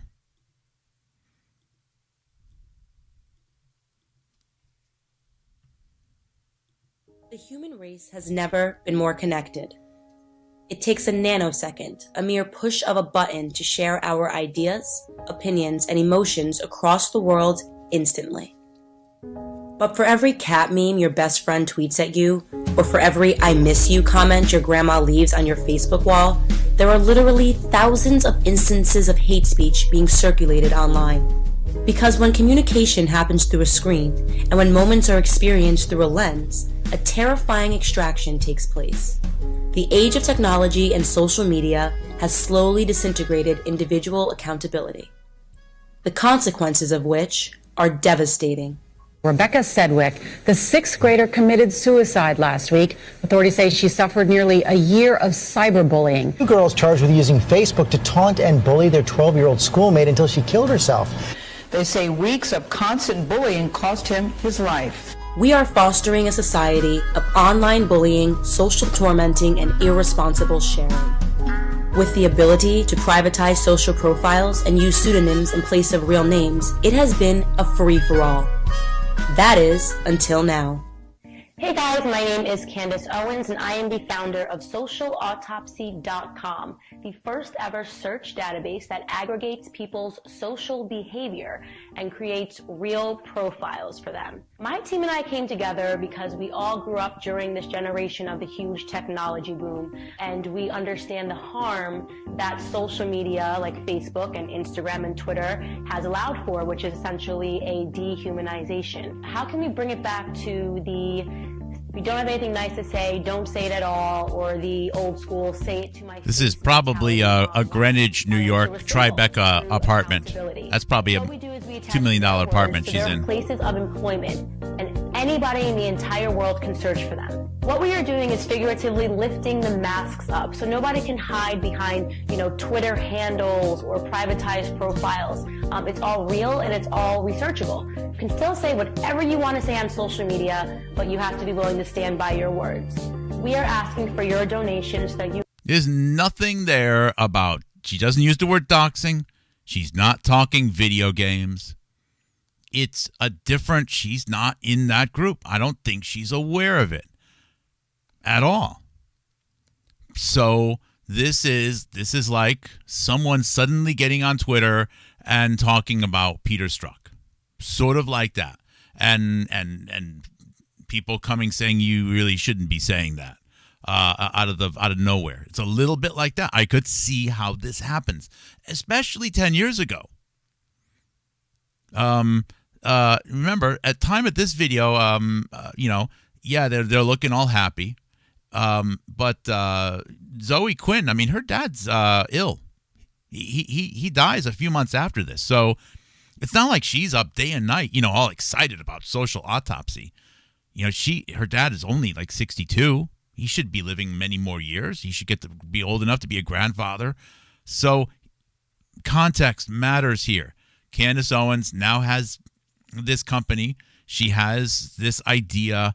Someone's throwing some money her way. She probably did have some money to play with from from probably being overpaid as an admin somewhere on Wall Street. I suspect it was through a Yusef Jackson type opportunity or something along those lines. And so some things in this, of course, I highlighted the things in here which aren't true, but in her blog post, such as her refusing or not saying she was with Vogue. But there's a lot of things that in here I think are true. So let's continue on. Candace Owens blog post, 2016, April 18th, that we've recovered. All right. Although I'm not referring to the Kickstarter campaign that we were currently 12 hours into. Excuse me. And I'm not referring to the Kickstarter campaign that we were currently 12 hours into. We had actually shared our company's story and intention with the world when it graced the front pages of all Connecticut newspapers 6 weeks earlier. It had been 6 weeks since the 2 articles had been published, and we had been emailed and Facebooked with questions many times over. In fact, we had decided to put together a short FAQ video, as she did. I have those FAQ videos. They don't speak to video games. They don't say Gamergate. They don't. She doesn't know. She doesn't know. Candace Owens doesn't know. Let's watch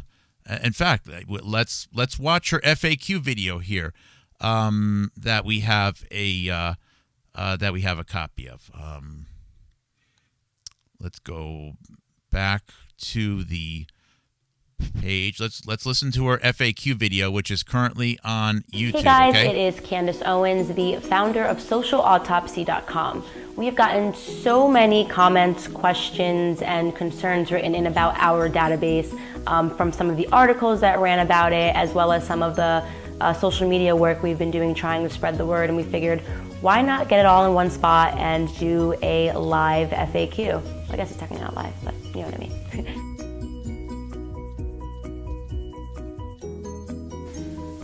How long do profiles last?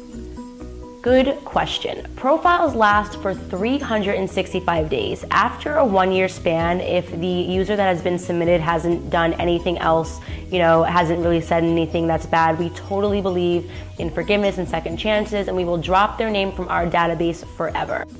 This next question is very alarming to me. People keep writing in asking us, how is this legal? This worries me because I think people are actually shocked that the internet is public. That's the best way that I can answer this question. The internet is public. We are not hacking into your computers or breaking into your houses and stealing hard drives. You guys are putting all this information out there, and we are just aggregating it.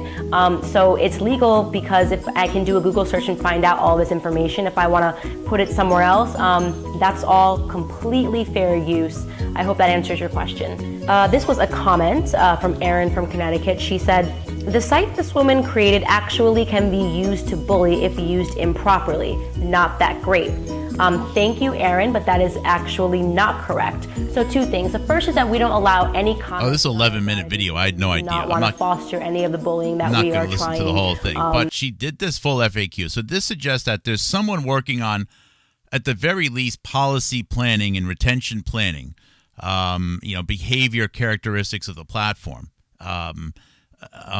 So that's whether or not the code has been implemented or not. Some of that has already been ongoing. I don't know who's funding that if they didn't get the money. But if she, again, with this crowd, I don't even know why they even needed to do a Kickstarter other than for visibility. I think the Kickstarter was really about visibility.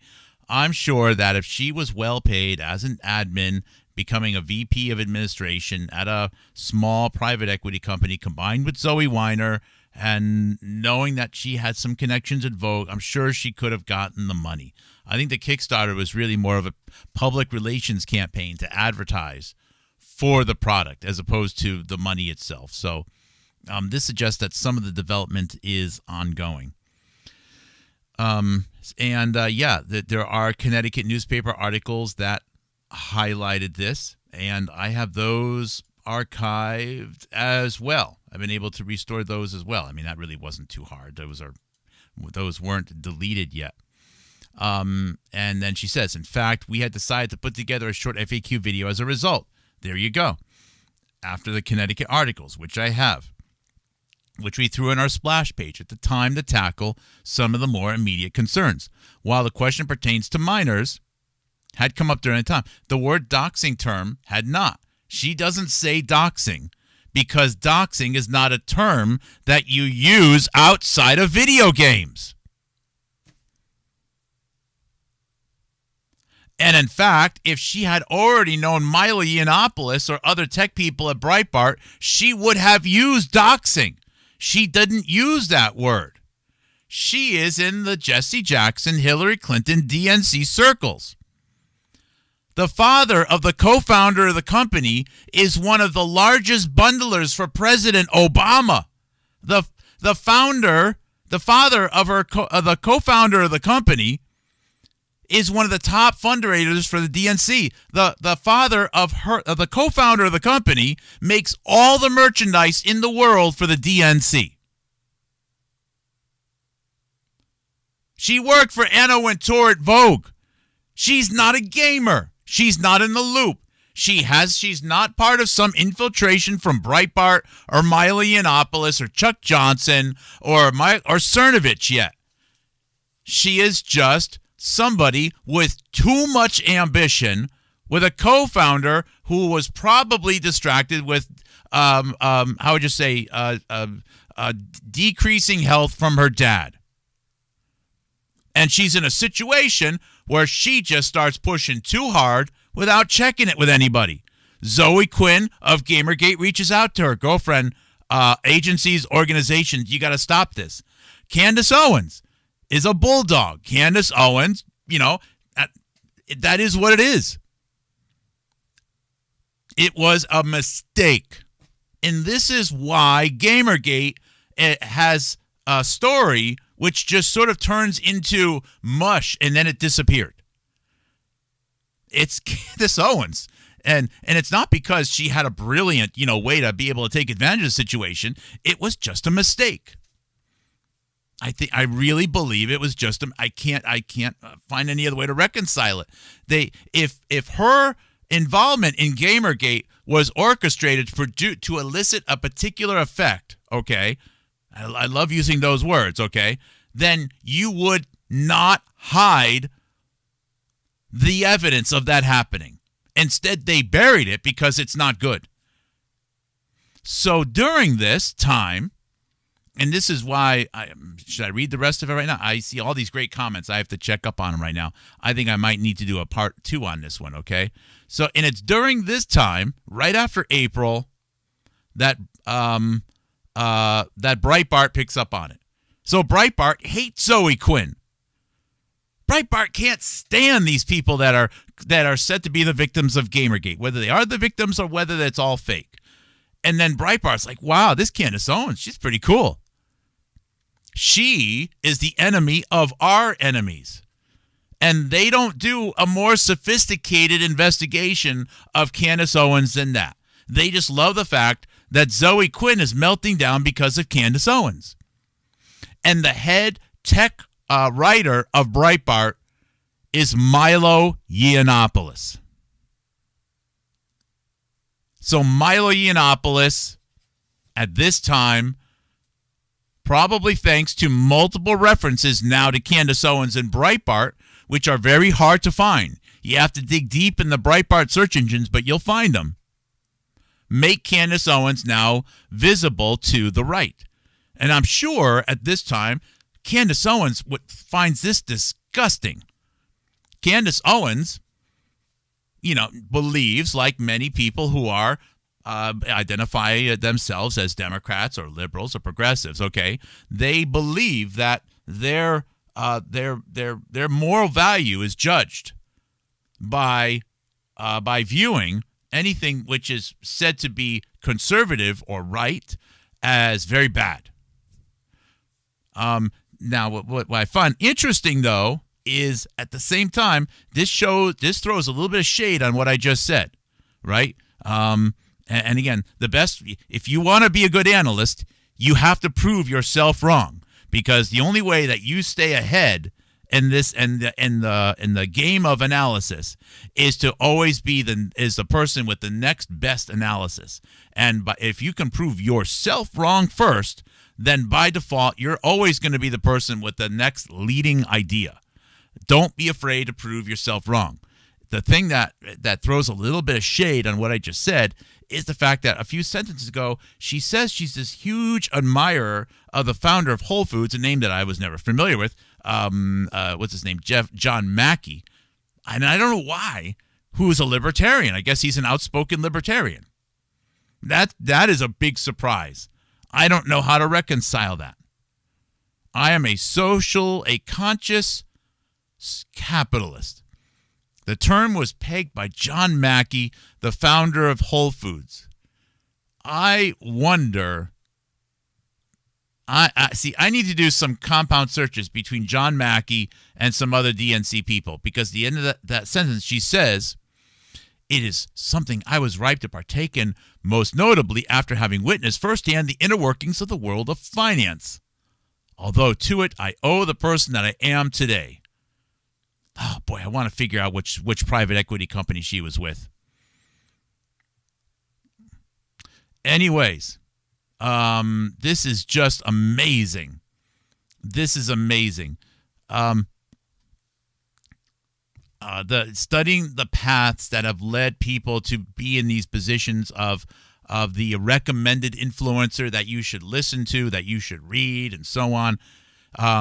What's happening now is there is a rapid deconstruction, a rapid collapsing of the web of people. Jonathan Cooey of GigaHome Biological has an amazing collage photo with Joe Rogan at the center and just almost probably close to 100 other faces around him. And it's just this wall of faces and names, the people that you should watch and listen to that are constantly polluting the air with bad ideas. They're all recommending everyone else, and then they like the other people, and then they have their fake divisions and their fake fights. And if you ever try to figure out what's going on from just the people on that collage photo, you'll never get anywhere. And it's, I think, by design. Candace Owens right now has made her way to being part of that photo.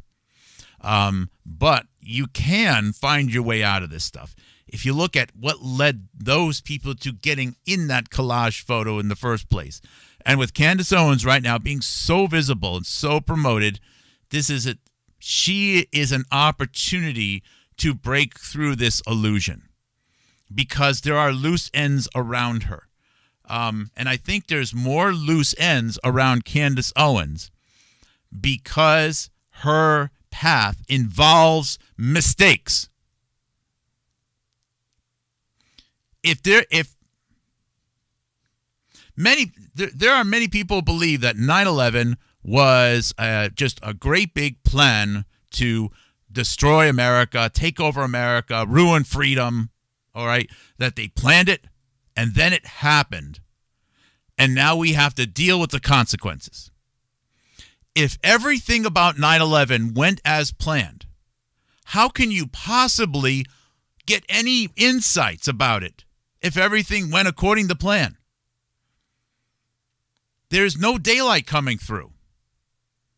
But if you can find events where mistakes were made or things didn't go according to plan, you have these moments where you have all of these ideas and stories up to a moment, and then you have a crack where things need to get back on track. You can see daylight if you can find those moments where things didn't go according to plan. Something unexpected happened. Somebody made a mistake. Somebody decided to screw someone else over. All right? You find those moments, and it's in those moments where you will find the most opportunity to learn the most things about what's going on behind the scenes. You cannot find anything behind the scenes if you are working with a premise that everything bad was planned and then it just happened. You won't be able to see through it. You cannot. Now that means that you have to have some intuition on when those moments are, all right? I believe 9/11 is a fantastic way to learn a lot of things because the books suggest one thing was going to happen which didn't happen. And it's in that abrupt moment that you can see, that you can, once you can figure out where the crack is, then you can reposition yourself. You can even get in like one of those little snake cameras because now you know where to feed it. Oh, the things you will learn. But if you think, well, just bad people, they wanted something bad to happen, they did it, that's it, we should just keep talking about it over again, you won't learn anything.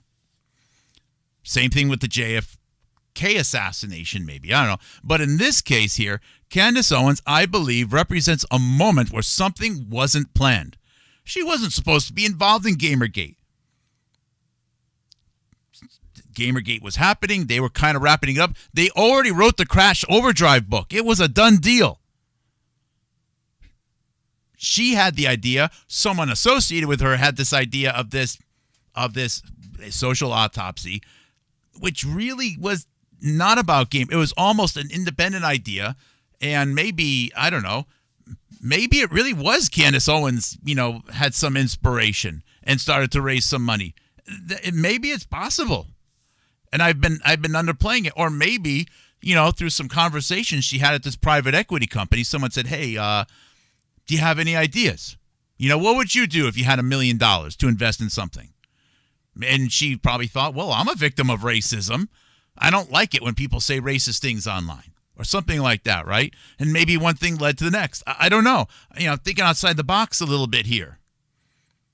But these emails and this timeline suggests, and what she says in her video suggests that it genuinely crashed with something that had happened, the whole Gamergate story, and there was a collision, and there was a misunderstanding, and then suddenly Breitbart was getting involved. They were excited because they didn't like Zoe Quinn. So this is a moment where you can get visibility about what's going on behind the scenes, right? Someone screwed up on stage, and though there's supposed to be improv, sometimes improv doesn't work out so well. And, they turn off the lights, they lift up the curtains, you can see all the sets behind the stage. Suddenly it's apparent, but only for a moment. And if you study the timeline of Candace Owens at any other moment, you won't be able to see it. This is that moment. And it's not because she's smarter or less smart, more capable, less capable. It's because it's a moment where there was a genuine mistake and disagreement made. And with Candace Owens on the stage, it's an opportunity to see so much more. I can now see the orchestration of other people that were put in place to absorb my efforts. I didn't do this to become a podcaster and get views and clicks. That's not why I started this whole nonsense. But I could see clear as day, how is it possible that after everything I've done, after all of these, nearly 1,500 videos, long videos, several hundred, maybe close to 1,000 short videos right now, several hundred shared videos, one of the world's largest freely available online archive, no gatekeeping whatsoever. We got our own server up and running. All of the unique stuff that we've provided here. And I have 2,130 subscribers on YouTube. And I saw the EcoHealth stuff that I done work and sort of absorbed by another person promoted by Peter Duke in 2020, Lauren, who I like. But here we are 6 years later. I saw days where she would rack up more money in super chats in a day than I would get in revenue in 2 months. And I'm representing more death than just about anyone else in this whole realm right now. And, well, I guess good luck to you, Scott Adams. Scott Adams with Peter Duke was a big part of helping her get to that position. Sorry, see you later, Scott Adams. I know it's sad that you died of cancer, but the reality is that you went along with the whole COVID story. Yesterday I was offline because I had to go to Connecticut, and I had to spend time with my dad, who is not going to be with us much longer. And he's definitely dealing with an injury, no doubt, which started probably due to a needless transfection. That's what happens when you have paid influencers who are paid to lie about why people die. Strange enough is that I had another friend die within the last year who I went to college with. She was actually, I think, a year younger than me. She was only 51 years old. I know that she was very progressive, very liberal. Didn't talk to her for a long time. She can't stand probably the things I say or the things that I think, sadly. And you know what's funny is that she actually gave me the name in college, Mark Burt, because I used to love to read Dilbert. Anyways, this is an hour and 55 right now. I'm just gonna look at chat for a little bit. If you sent a chat message several minutes ago and you want me to check it out again, just repeat it.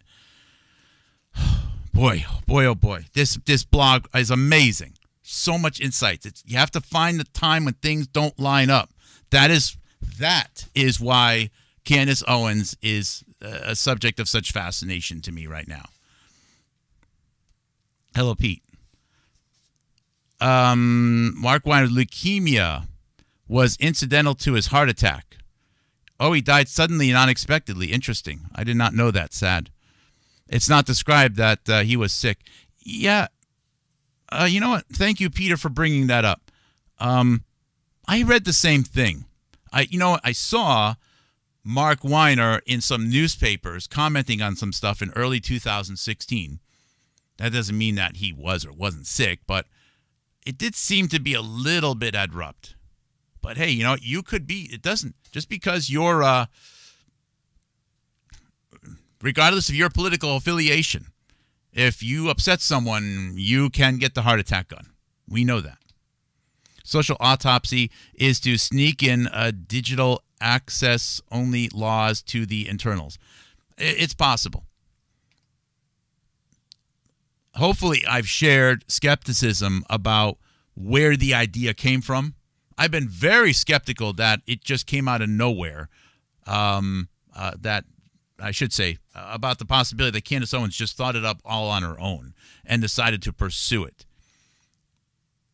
even if she had some role, someone must have encouraged her to do it. Maybe planted the idea in her head that maybe this is something that she should do. She definitely doesn't have programming skills. Now, that said, even though I was in the tech industry for 20-something years, my programming skills are pretty weak right now. And most of the work that I've done was on device drivers. So, for me, suddenly getting into hacking and scripting for, a new social media platform is not something that I'm readily available to do either. But I would probably be able to figure it out faster just because of the nature of my own background here. She let the cat out of the bag way too early. I think she did. I just think it was a mistake. I'm sure that within the course of a couple of weeks, there was a lot of discussions and a lot of things got back on track. But mistakes happen. And when it comes to analyzing what had happened in the past, people need to be open to the possibility that mistakes happen and that sometimes things don't go according to plan. It lets you find the moments where you can get the most daylight to see behind the scenes. Those moments are the best moments to study. And they may not always be at the times that people think they are. If everything about the social autopsy story was scripted from the beginning and went according to the script, you know what you would see? You would see all of those articles easily available online. Instead, what you see is most of it is scrubbed. In fact, the only thing that remains, the only piece of evidence that really remains that's easy to find is from basically a Conte Nast, Vogue, Anna Wintour offshoot, New York Magazine. So the Harvey Weinstein network, which at one point almost bought New York Magazine, all right, is the only publication that has maintained any, and that article portrays Candace Owens very negatively, even suggests that she could even potentially someday be friendly with an alt-right group. I wouldn't be surprised if that article has actually morphed a little bit over time. I know it's been updated a little bit.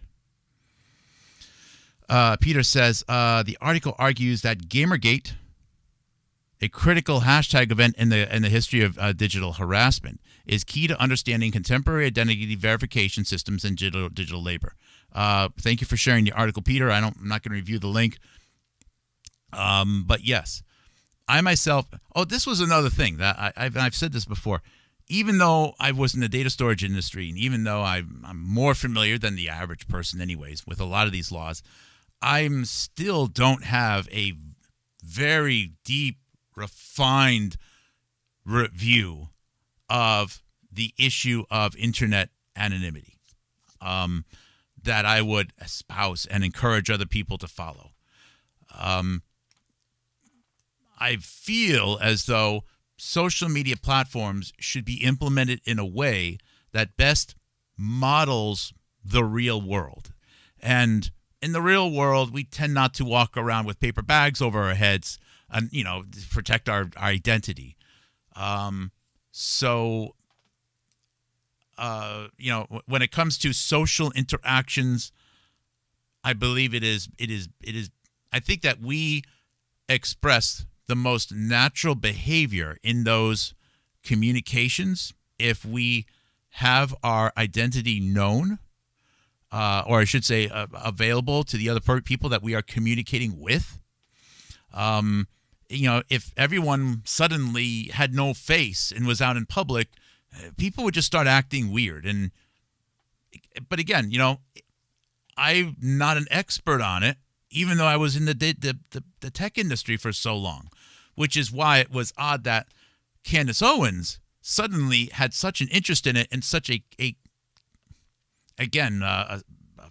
She expressed herself as having some subject matter expert on it.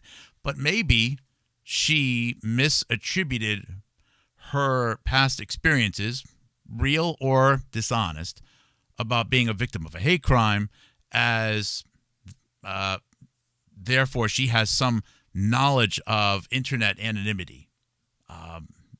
Not sure. But this blog post here just suggests it was just a mistake. It was just a mistake. And the introduction of her to Milo is so important. Milo Yiannopoulos is one of the top meddlers, period, of the entire alt-right media. If you know, where he was popping up, the shows that he was on, the things that he said, the trouble he got into, but he wasn't alone.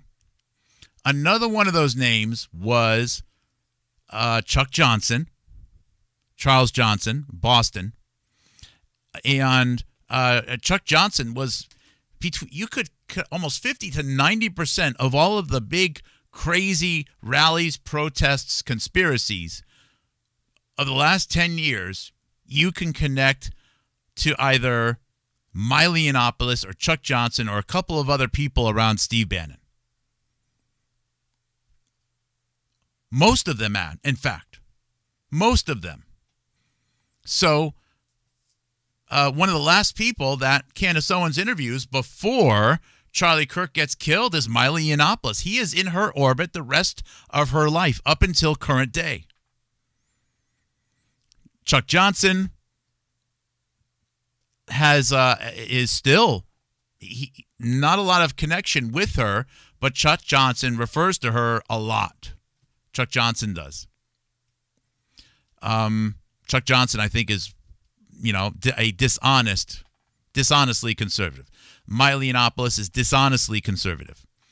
And speaking of New York Magazine, the only magazine which still has an article about Candace Owens and social autopsy, that magazine was once almost purchased by Harvey Weinstein. The same Harvey Weinstein that Candace Owens is the only person to have an interview for, a recorded interview in the last 8 or 10 years. This is not a coincidence. This can't be a coincidence.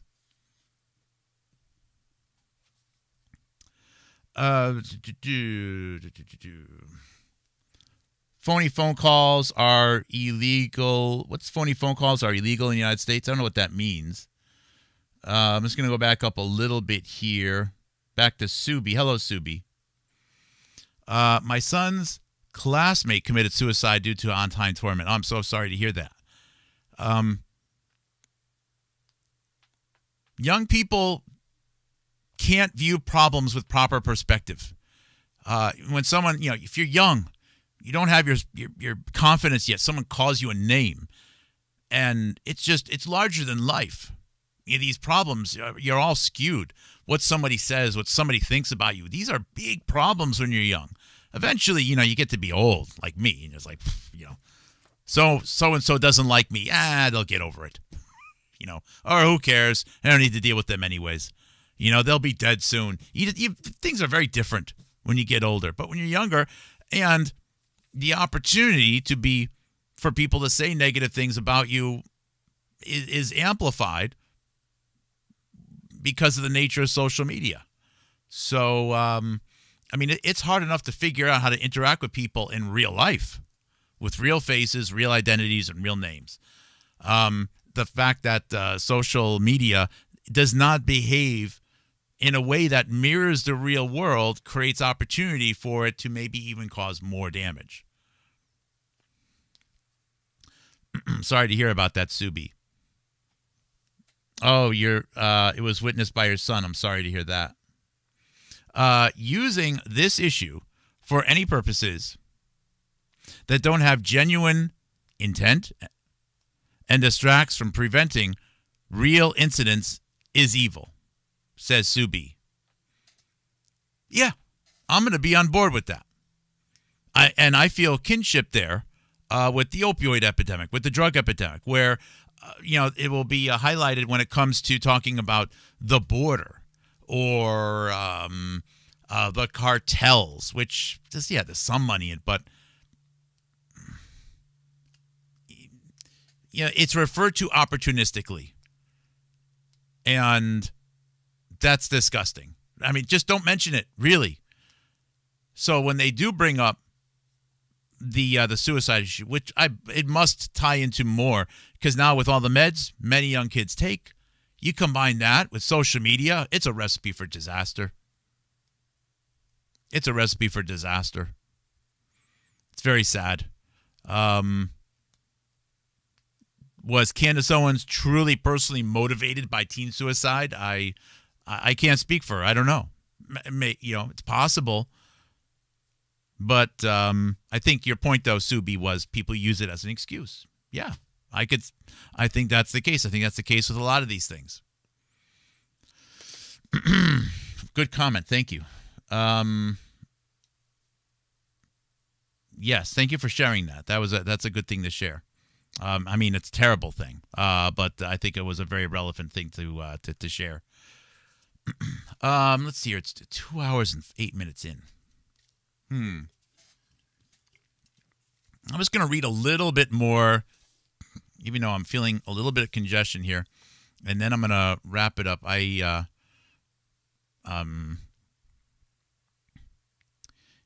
going to try to finish this later. I think I'm going to try to finish this later. The 2 hours and 10 minutes, that's a lot for some people to digest. And there's still a lot to read here. This is a long, long blog post that she wrote that has been deleted. And we're doing this because it is a way to really understand the story of Candace Owens. And because I believe it is a moment of an accident. I've already said this 1,000 times. I need to repeat it. It's a great way to get insights. That is why we are studying Candace Owens. And in fact, my encouragement for Candace Owens to be off the public stage again is not because I'm afraid of Candace Owens. It is because I'm simply expressing as an analyst, okay, and I know where this is going. I know what this is going to show. If you are part of the machine right now that's trying to hide how all of it's been orchestrated, one of your biggest vulnerabilities is Candace Owens. I'm giving you consult here. Unfortunately, people have these egos, and they can't admit that they're wrong. And it's going to be your biggest undoing. You have to admit mistakes. You have to admit mistakes, and you have to know when to take a loss. And this is just not going to work out good. Okay? I tried to look into the story of Chuck Johnson, and I couldn't get this far. Although it does tie into Andrew Breitbart's suspicious death. But again,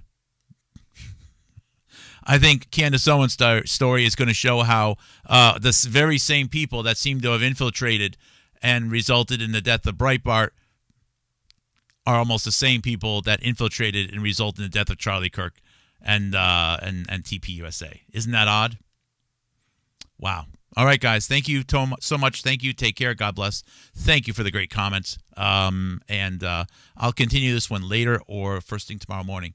God bless. And check you guys out again soon. Ba-ba-ba-ba-bum.